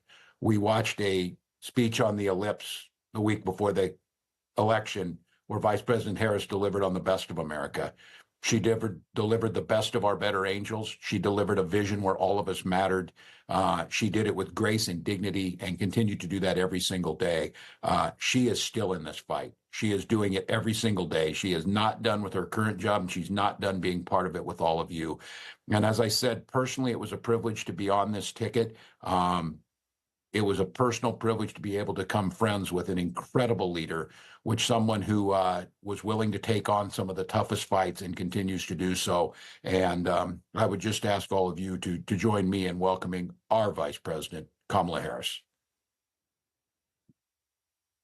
Thank you, Tim. Thank you. Back at you, brother. You are such an extraordinary leader, and we have become lifelong friends. I just, in front of everyone, I want to thank you, Tim. You lead with courage. You lead with heart. You see the people. You care about the people. You believe in uplifting the dignity to which all people are entitled, and you do it and you have a sense of fun when you're doing it. But you are an extraordinary leader, and obviously the people of Minnesota are very, very lucky to have you there. But you are a national leader and a dear friend, and thank you. Noel, thank you for your work in Pennsylvania and all that you did for our campaign. And let me just say to everyone on this call, I am so grateful for you, and I'm so thankful to you. I'm thankful for your love of our country and your willingness to put the work into it. I'm thankful for the faith that you put in me and Governor Walz and our team. And I am thankful because I know your character is such that you're not going to get knocked down. And you're in this fight. And you're in it for all the right reasons. And I know that about you. It's why you're part of this call right now and all the work that you did over those 107 days and even before. That's your nature. And the outcome of this election obviously is not what we wanted. It is not what we worked so hard for. But I am proud of the race we ran. And your role in this was critical. What we did in 107 days was unprecedented. Think about the coalition that we built, and we were so intentional about that. You would hear me talk about it all the time. Being a daughter of parents who are active in the civil rights movement, I know and believe that the best movements that are about progress in our country mean that it's leaders that we are dedicated to the coalition, to bringing people together that seemingly have nothing in common, but have everything in common. A coalition where we bring people together based on a deep love of our country and our understanding that the strength of our country will be a function of our willingness to put in the work, and that we will do that work with a sense of joy, yes, with a sense of work ethic and understanding it's going to be hard, but it's good work. It's good work. To be engaged in a collective fight for America's future. And it means so much to me and to Governor Walz that you knocked on doors, you called friends, you called in favors. You said, hey, I showed up at your softball game. Now I need you to show up at the campaign office. You put in the time. It was personal for you. And you gave all that you could to support our campaign. Because of your efforts, get this, we raised an historic $1.4 billion, almost $1.5 billion from grassroots supporters alone, the most in presidential campaign history. Nearly 8 million donors contributed an average donation of about $56 to fuel our people-powered campaign. And understand that the work that we did included the work that so many of you here did, which is to talk to first-time voters. Many of you are first-time voters. And to talk about how being involved can make a difference. And that remains true. And that's one of the pieces that I just want us to please take away, that our fight for freedom and for opportunity and for the promise of America, it included, for example, nearly almost 4 million first-time contributors to our campaign because of the work you did of helping people know that they can be engaged and that they're not outside, that they're inside, that we're all in this together. And that work continues. The work must continue of reminding ourselves that we have an ability to stay engaged in a way that will make a difference. The work that you all did, it's going to have lasting effect. Again, I'll say, the election didn't turn out like we wanted it to. Certainly not as we planned for it to. But understand that the work we put into it was about empowering people. That's the spirit with the work we did. Our spirit and our work was about saying that it is a strength that we each have to lift people up, as opposed to beating people down. It is the strength we have that has lasting effect. So all that work that you did that was about engaging with other people, engaging with perfect strangers and in their face seeing a neighbor, that has lasting effect. It reminds people that there are leaders like you who care and will bring us together. And sometimes in the darkest moments, people lose faith in that. Are there people out there that feel that way? And you reminded people that yes, there are. And there are a lot of us. And that strength cannot be taken from us. That is our strength. It cannot be taken from us. So listen, as I said the day after the election, I still strongly believe the light of America's promise will burn bright as long as we never give up and we keep fighting. And the fight that fueled our campaign, a fight for freedom and opportunity, that did not end on November 5th. A fight for the dignity of all people, that did not end on November 5th. A fight for the future, a future in which all people receive the promise of America?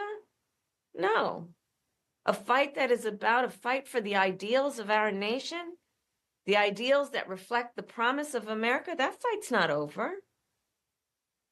So look, we still have a lot to fight for, okay? A future where every American can pursue their dreams, ambitions, and aspirations, where the women of America have the right to make decisions about their own body, not their government telling them what to do. Our fight for the rule of law, for freedom for all, for equal justice, for the sacred principle that everyone, no matter where they start out, has certain fundamental rights and freedoms that must be upheld. That's not over. That fight's still in us, and it burns strong. And I know this is an uncertain time. I'm clear-eyed about that.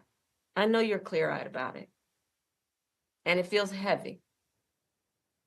And I just have to remind you, don't you ever let anybody take your power from you. You have the same power that you did before November 5th. And you have the same purpose that you did. And you have the same ability to engage and inspire. So don't ever let anybody or any circumstance take your power from you. Look, this mission that we have, it takes hard work.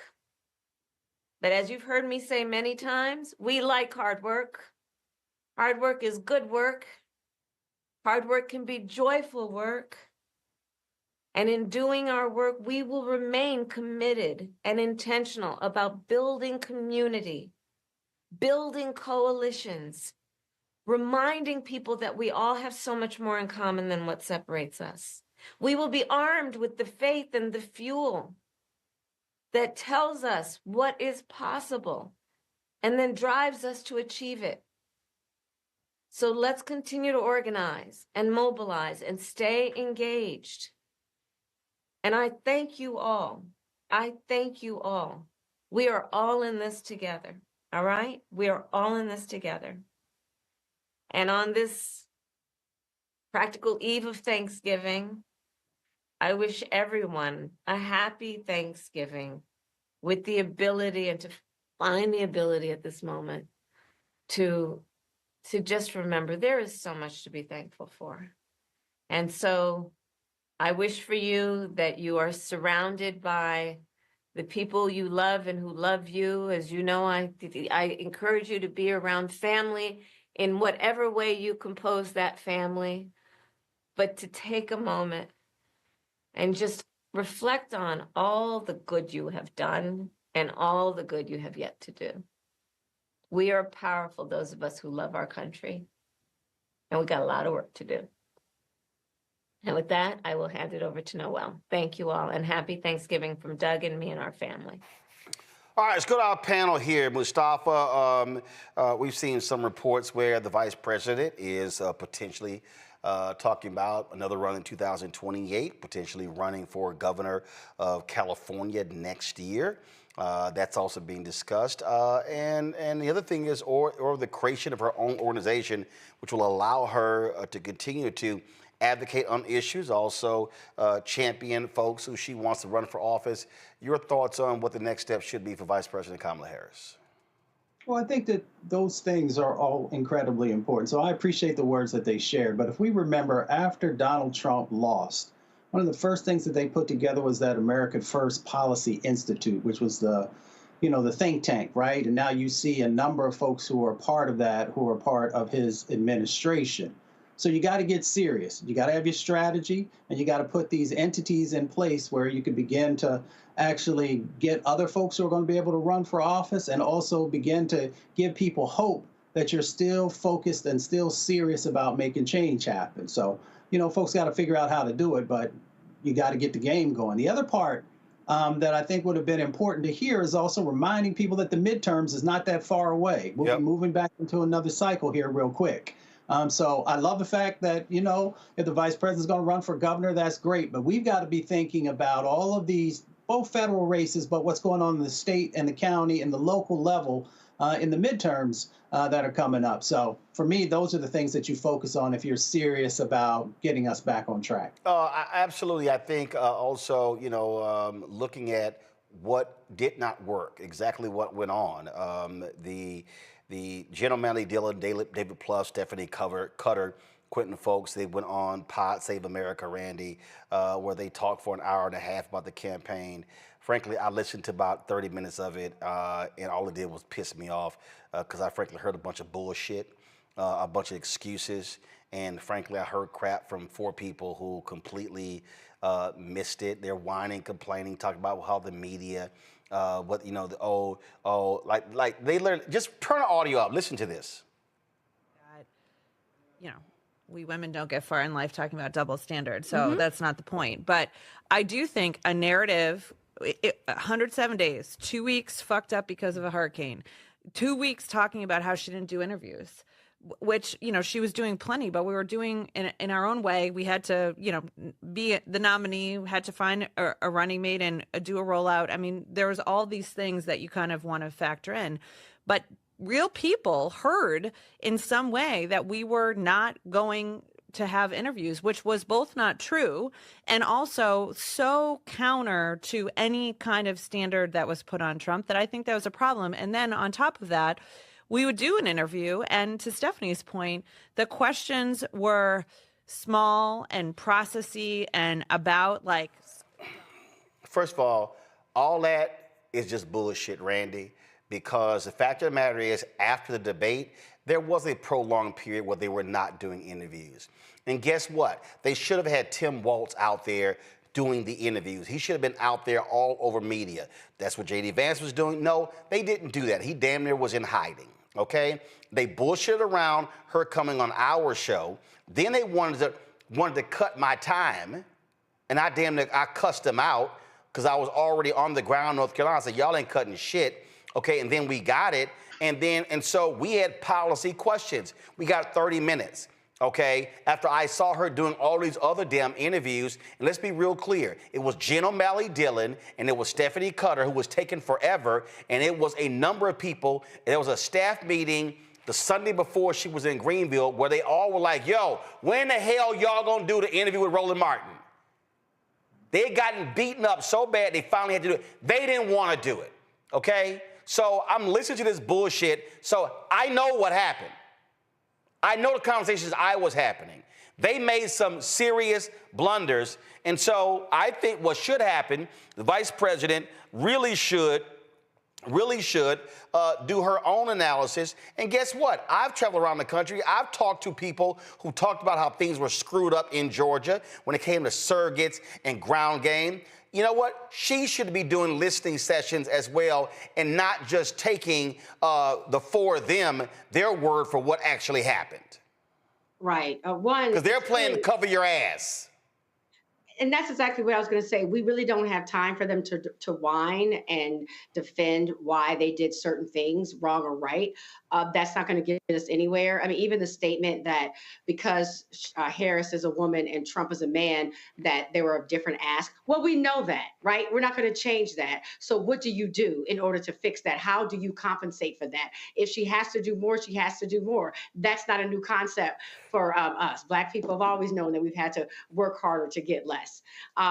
Next, I agree with you that I like that she is keeping in contact with the people who are keeping her hands into and fingers onto the people that are her advocates. She needs to ensure that she's talking to all of them. And by that, we talk about looking at these micro audiences and paying attention to the people that did not feel like they were touched or did not feel a connection to her. She needs to look at where the failures were, listen to people, not these people that are sitting around with their, jobs and, their cushy jobs and coming from the same perspective, but get those diverse perspectives out there and deal with it this coming up. Joe? Yeah, I mean, there's a whole crap load of people already running for governor. You got Tony Thurmond, you got 3 or 4 people that are in the administration or in executive jobs. But the reality is she'll clear the field. Yeah, maybe, on some level. She would. But even at that, if you're talking about having a long-term impact, the best impact, to my mind, I'd say you create some kind of organization, because you create the organization, you stand it up. There's nothing to say you couldn't run for office later. There's nothing to say that you couldn't take the right position and step into it. If you're talking about legacy, if you're talking about long-term, figure out a problem to solve and solve it. Even with governor, you can only do that for some, certain period of time. And then if you lose, then, where are you with that? Maybe she would be fine. Maybe she would win. She would clear the field. But if she's talking about long term, I like the idea of her creating some kind of organization and for her finding out from the people, directly from the people, what happened. Find out for herself so that she knows how to apply that to the future lessons, because it wasn't long ago. This is the best campaign she's run. She ran a great campaign. It was just super short. 4 years ago, it wasn't so good. So if she doesn't figure that out 4 years from now, if she ran for president again, she could make that same mistake. Even California's demographic is changing somewhat. So create an organization, stay in the cut, find out what you can directly about what happened, so that if you tip back into that space, then you're going to be right-headed. All right, folks, hold tight 1 second. We come back. Let's talk about black skin. A sister has launched a new product line we want to talk about. A lot of y'all getting ready for Black Friday. If y'all going to spend money on Black Friday, spend it with black people. How about that? You're watching the Black Star Network. Back in a moment. Hi, I'm Isaac Hayes III, founder and CEO of Fanbase. Fanbase is a free-to-download, free-to-use, next-generation social media platform that allows anyone to have followers and subscribers on the same page. Fanbase was built through investment dollars from equity crowdfunding from the Jobs Act. People just like you helped build Fanbase, and we're looking for more people to help build Fanbase. We are currently raising $17 million in a Regulation A crowdfund on Start Engine. We've already crossed $2.1 million, but we're looking to raise more capital from people just like you that deserve the opportunity to invest in early stage startups without having to be accredited investors. So right now, I'd like you to go to startengine.com/fanbase and invest. The minimum to invest is $399. That gets you 60 shares of stock in Fanbase right now, today. And then use Fanbase to connect with friends, grow your audience, and be you without limits.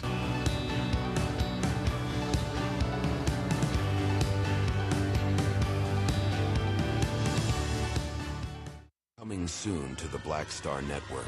I had been trying to get a record deal for a long time. You know, when I finally got signed to the Motown record label in 2003, I was 34, 35 years old.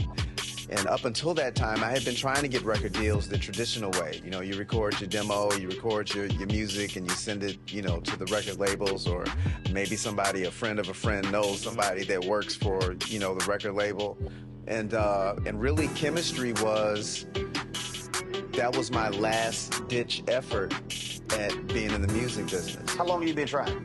I've been trying since I was a teenager. Wow. You know? And you know, and I'm grateful that it didn't. I'm grateful that it happened when it happened, because I wasn't prepared, you know, as a teenager to embrace all that comes with a career in the music industry.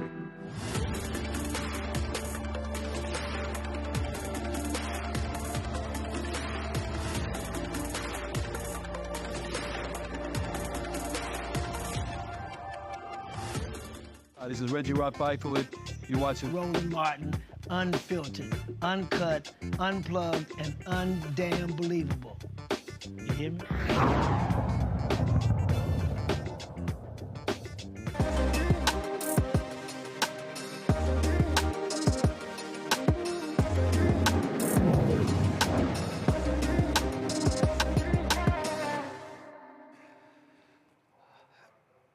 All right, folks, Black Friday is, well, on Friday. And so, you know, we, with this segment, Marketplace, we support Black-owned businesses. And so, winter is here. Well, you really can't tell with climate change, because it still feels like spring. But how we treat our skin is critically important. There's a lot of stuff out there that's not necessarily designed to actually help us as people who are a bit melanated. My next guest, her company really deals with this, and so she has launched a line of products. Dr. Glenisha Noseworthy, I guess I was gonna mess with you on that one, so you know, you like, no. She's the CEO and founder of Glow by Glenn Facial Optimization, and so she's here to tell us about, again, this product line. So what's happening? Hello, how are you? Great. So how long were you working on this? A little over 2 years, so Really? It's been a good bit of while. Yeah, working on it, perfecting my craft. Okay, all right then. So you're based in New York City, and Yes. so you're an actual doctor. So explain that in terms of your medical expertise. So I am an internal medicine physician. I practice integrative aesthetics. I'm also known as a beauty hacker, and my beauty philosophy emphasizes how internal health affects external beauty. Okay, so again, explain that. Yes. Because there are all types of doctors, and the one thing a lot of people don't do is they really don't focus on their skin, which is kind of important. It's very important because the skin is the largest organ of the body, and the skin reflects what's happening internally. So whether you have different medical conditions like diabetes or hypo or hyperthyroidism or hormone imbalance, woman, as you go through different periods of your life and you have changes in your hormone levels, your hair, your skin, your nails, those things are all changing. So The skin being the largest organ of the body, it is reflecting a lot of what's happening internally, so it's very important. All right, so a lot of black folks also assume that we don't have to use sunscreen when we go outside. There's also this assumption that, well, if we're going to be out there for a prolonged period of time, then we can use sunscreen. And when you and I were talking in New York, you said a lot of these sunscreen products ain't good for us. So explain. It's not that sunscreen isn't, a lot of them aren't good for us. It's really that there's different types of sunscreens. There's chemical and mineral. Chemical sunscreens work by absorbing the UVA and UVB rays and turning it into heat, where mineral sunscreens actually bounce the UVA and UVB rays off of the skin. And the problem is that, you know, you want to try to avoid chemical as much as possible. Mineral tends to be better because it's a safer product. It's made from things that are natural to the earth, which are minerals. And with mineral sunscreens, there typically aren't a lot of brands or companies that we can apply to melanin-rich skin without leaving a white cast. So for example, I have patients who have different autoimmune conditions, and autoimmune conditions are most prevalent amongst women of color especially. Things like lupus. Exactly, yes. So lupus specifically, I can talk about a patient that I have that has lupus, and she cannot go out, whether it's summer, winter, spring, or fall, without applying liberal sunscreen, specifically mineral. And I was tired of seeing her with a white cast because we're melanin rich and we need to show off our beautiful skin. So when you're using mineral sunscreen and it's leaving, we need to be glowing. We need to glow. So I take it, hence glow. Yes. Got it, all right. So my mineral sunscreen specifically, it has 25% mineral oxide, which is one of the highest percentages of zinc that you're gonna get on the market, and it does not leave a white cast. So you can apply several layers and you still get to see your melanin-rich, beautiful skin. Okay, all right, so let's walk us through this here, the product line here. What you got? Yes. So this is a medical grade skincare line. There are patented— How many different products? 12 products in total. I have 11 here today.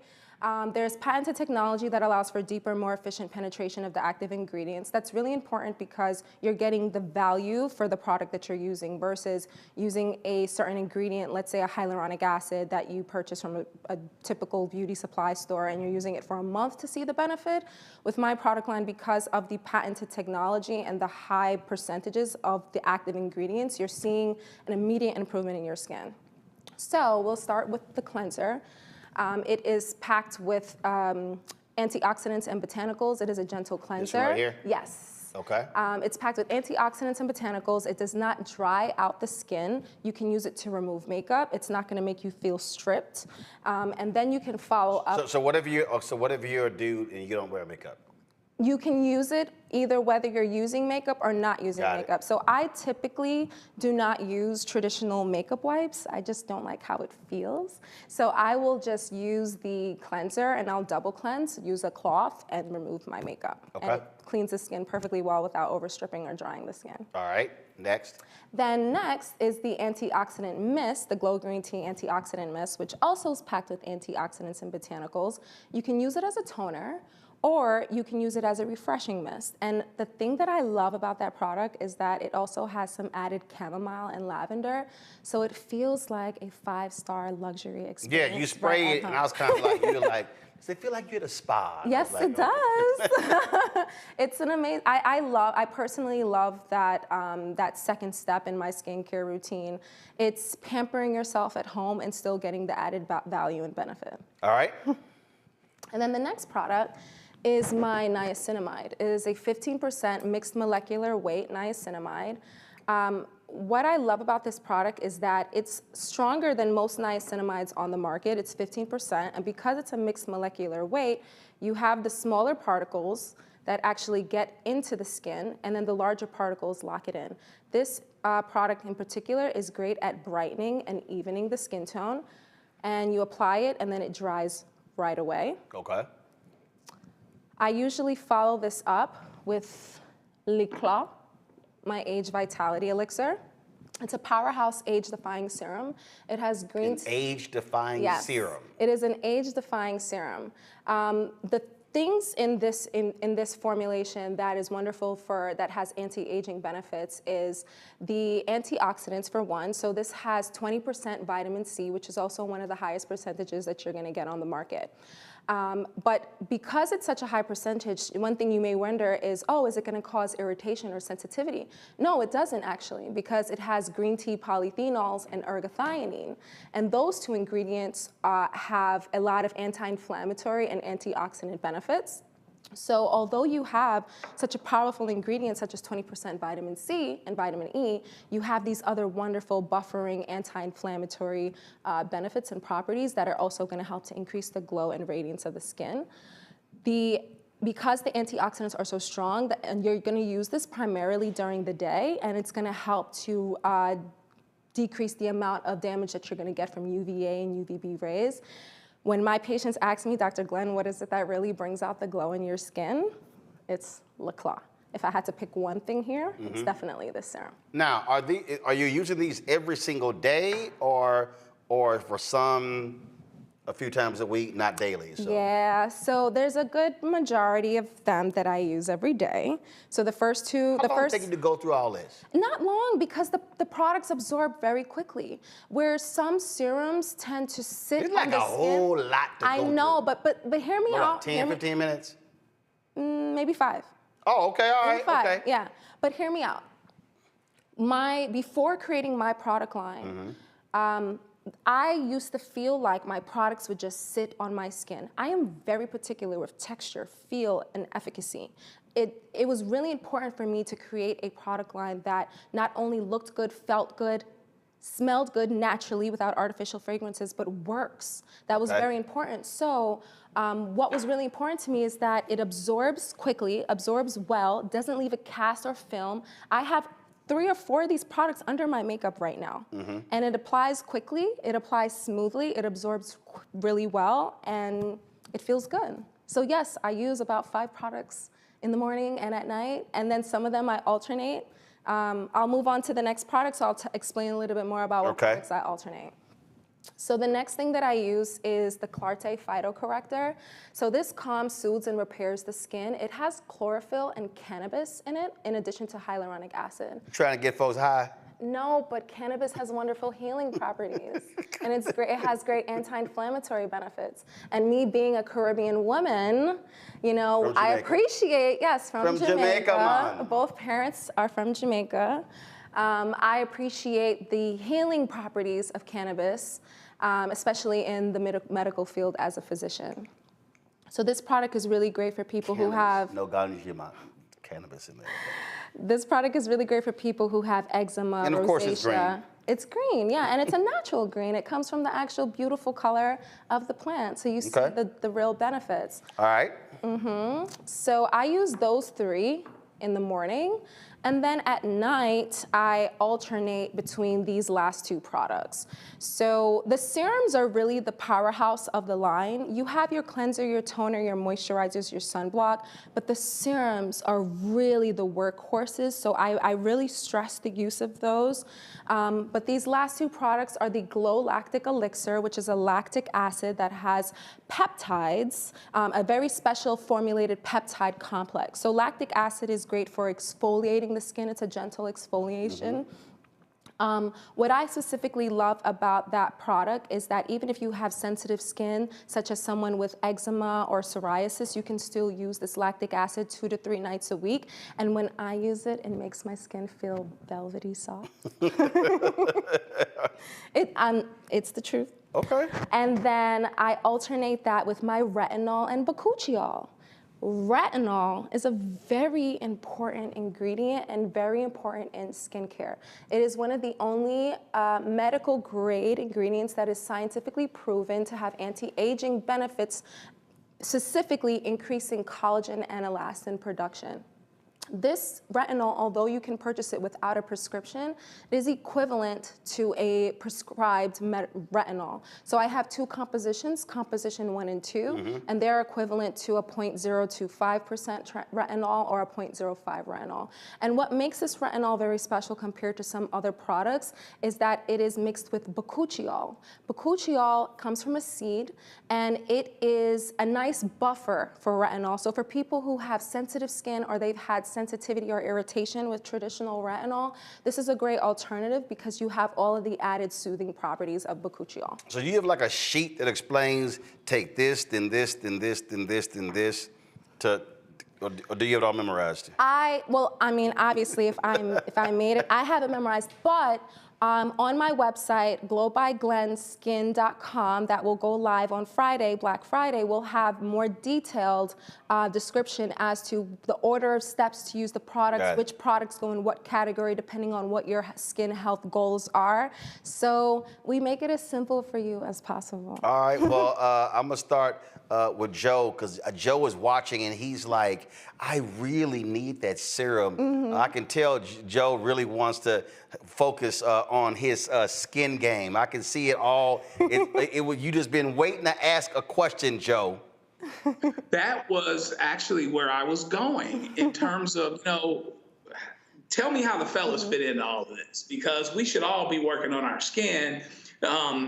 Strategically, is there anything that gentlemen would do differently? What do you recommend? And for those of us who really have to take these things in very, very small steps, because, if you're not used to putting nothing on, you're not going to graduate to putting 9 things on or 5 or 6 things on.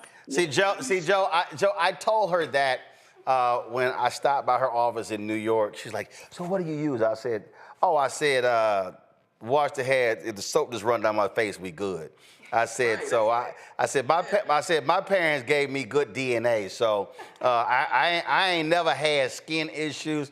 Unlike a lot of brothers, I never had the ingrown hair under my neck. I never had acne. I've never had any of that stuff. So yes, praise the Lord, praise the Lord. But to Joe's point, yes, there are men who are watching who are like, yo, man, that sounds like stuff for women. But your point is no, men should be understanding that their skin matters too. Absolutely. I mean, as I mentioned, skin is the largest organ of the body.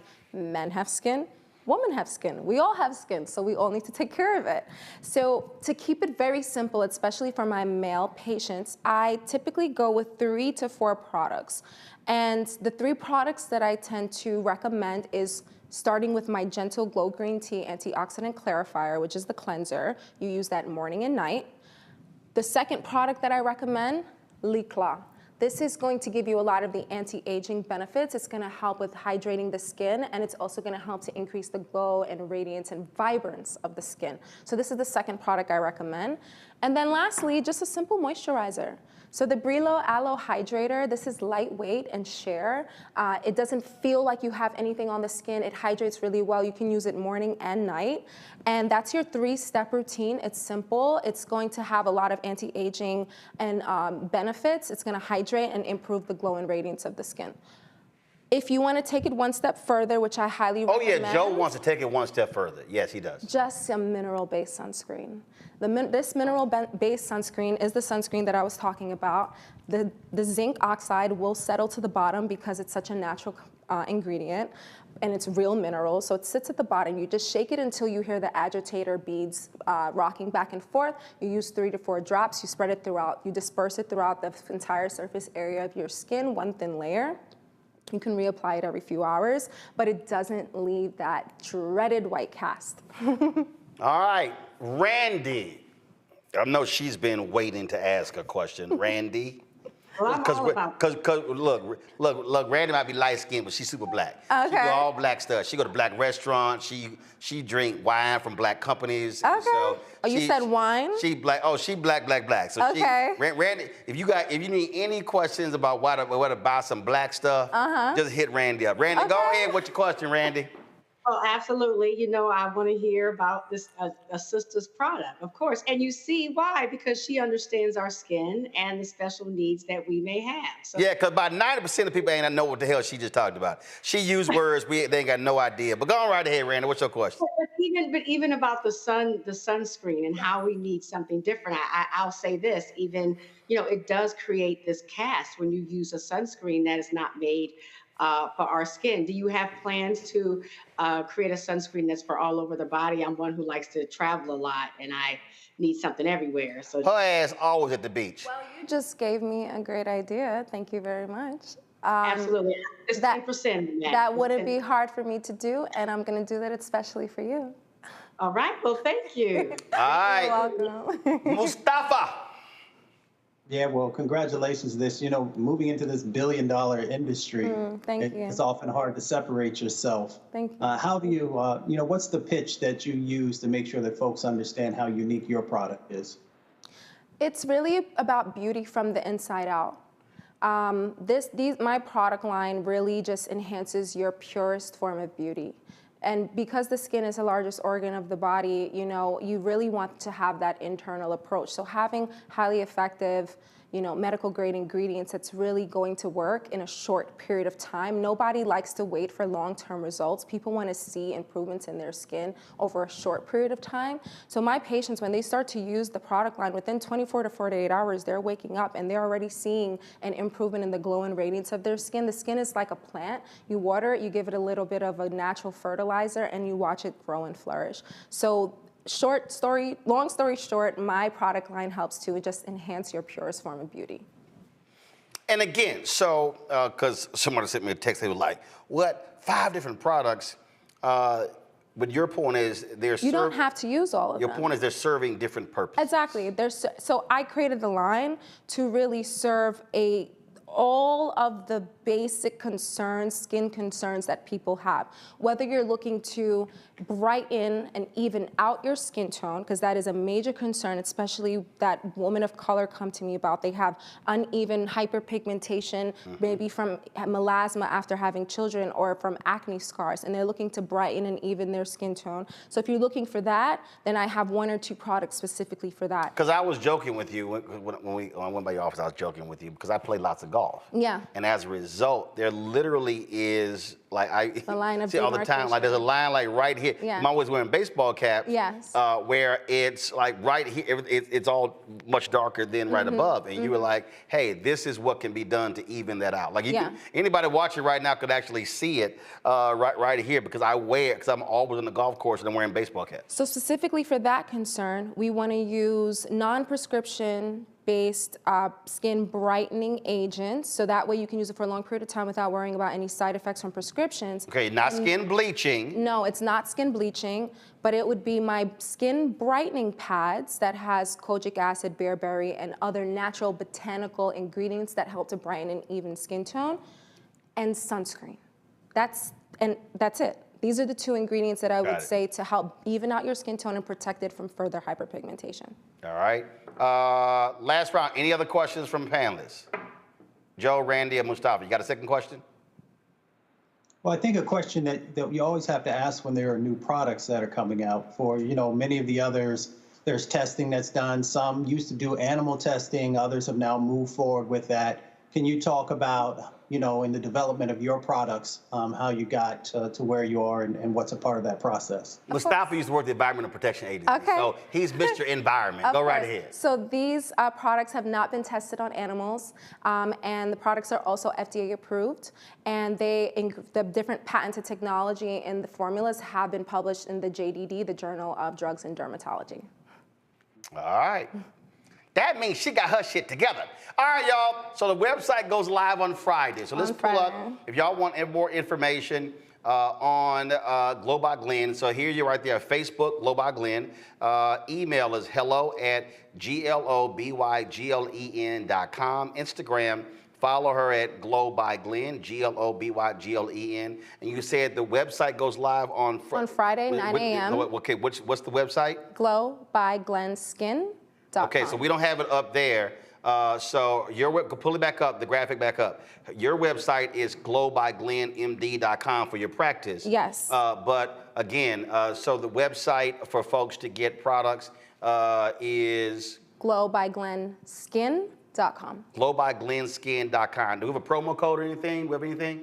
What do we have? All right, y'all tell me later. There's going to be a Black Friday sale website-wide on Friday. No promo code needed. Okay, all right, so because a lot of times folks have one just for our folks. Oh. But that's cool. So glowbyglenskin.com, and it goes live at 9 a.m. on Friday. Correct. All right, Doc, well, appreciate it. Of course, it was a pleasure having me. All right, thanks a bunch. All right, you're welcome. Let me thank Joe, Randy, and Mustafa for being on today's show. Thank you so very much.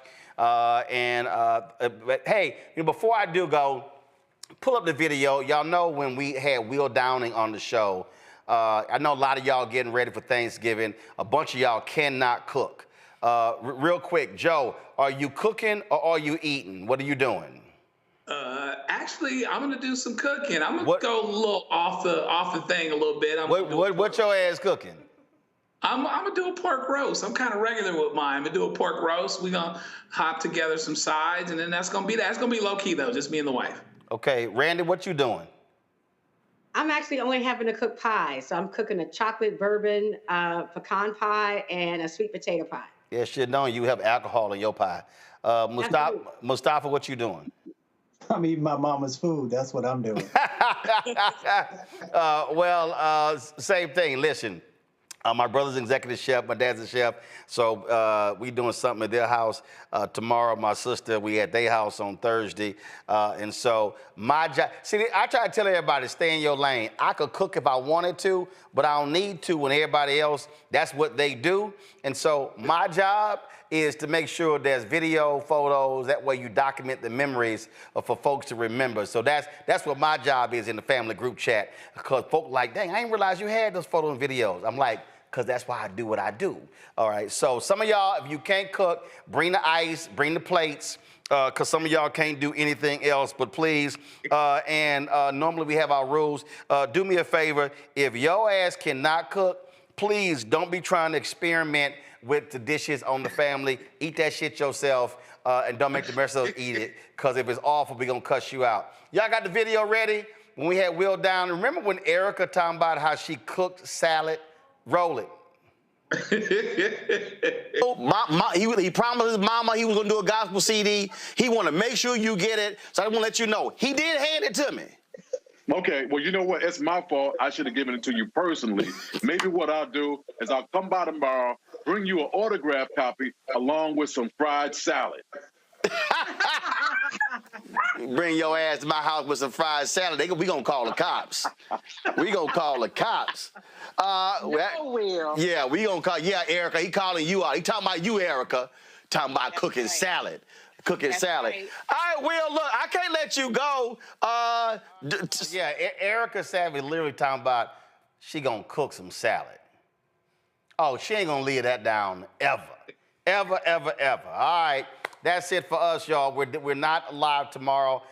Folks got the day off to be able to go get ready for Thanksgiving, spend time with the family. We are back live on Monday, and on Monday, we're going to be live from JFK Airport in New York City, where we will be, of course, working with the union, trying to unionize the Delta ramp workers. So we got a special show from New York City on Monday, that's 6 to 8 p.m. Eastern. So I will see you guys there. So again, I'm kicking with family, and I can't wait. I'll be in College Station on Saturday for the Texas A&M Texas game, so we're going to kick some Longhorn ass. And Vince Young, yeah, we're going to beat y'all down in College Station. So, Vince Young is married to my cousin, and so it's a whole lot of friction between the Aggies and these black Longhorns. And they know the only time black and orange go together is Halloween, but that's how they work. All right, y'all. Support the work that we do. Join our Bring the Funk fan club. If you want to support us via Cash App, use the Stripe QR code. It's right there. You can click Cash App, the pay button to contribute. You can also send your check and money order. I went to the mailbox today. It's about 40, 50 envelopes in there, so we'll get that handle. Send your check and money order to P.O. Box 57196, Washington, D.C.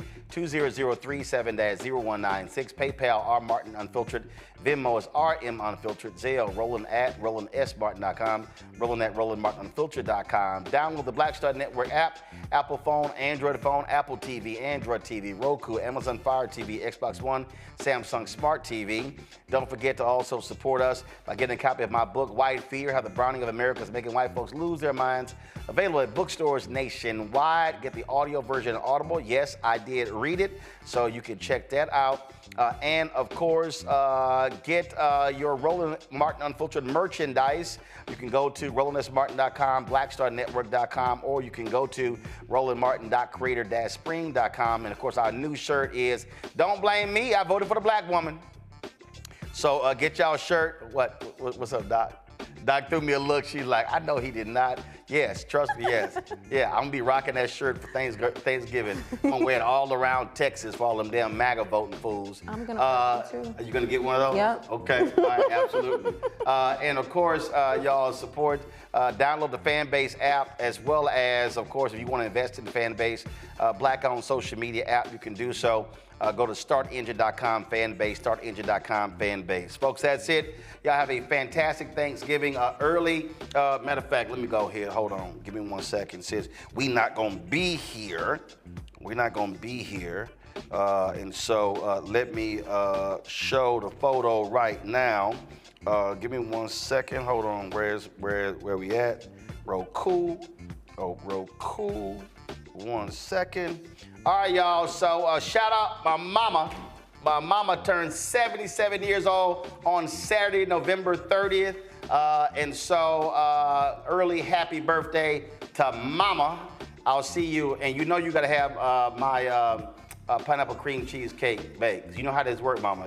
The family get that one, but I get my own one. Just let you know how that's how. Just let mama know that we have the same birthday. Oh, really? Uh-huh. All right, then. Well, Dr. Glenn, happy early birthday. Thank you. Absolutely. And so we'll do that. But she already knows. She already on the clock. She got to have that cake ready. Uh-huh. She be trying to get out of that cake. I'm like, they ain't happening. So you know the job you got to do. So go and get them damn ingredients and go and make sure that cake is ready when I get to Houston. We ain't trying to start no static, but she know. I'm sure she's listening. She know. Loud She know. and clear. Oh, she know. She know. She know how I roll. All right, y'all. That's it. I'll see y'all on Monday. Have a fantastic Thanksgiving. Enjoy your family. And if any MAGA people want to come over, tell them they can't. Tell them go eat with Trump. All right, y'all. I'll see y'all on Monday. Holla! Black Star Network is here. Oh, no punch! I'm real revolutionary right now. Thank you for being the voice of Black America. All momentum we have now, we have to keep this going. The video looks phenomenal. See, there's a difference between Black Star Network and Black-owned media and something like CNN. You can't be Black-owned media and be scared. It's time to be smart. Bring your eyeballs home. You dig?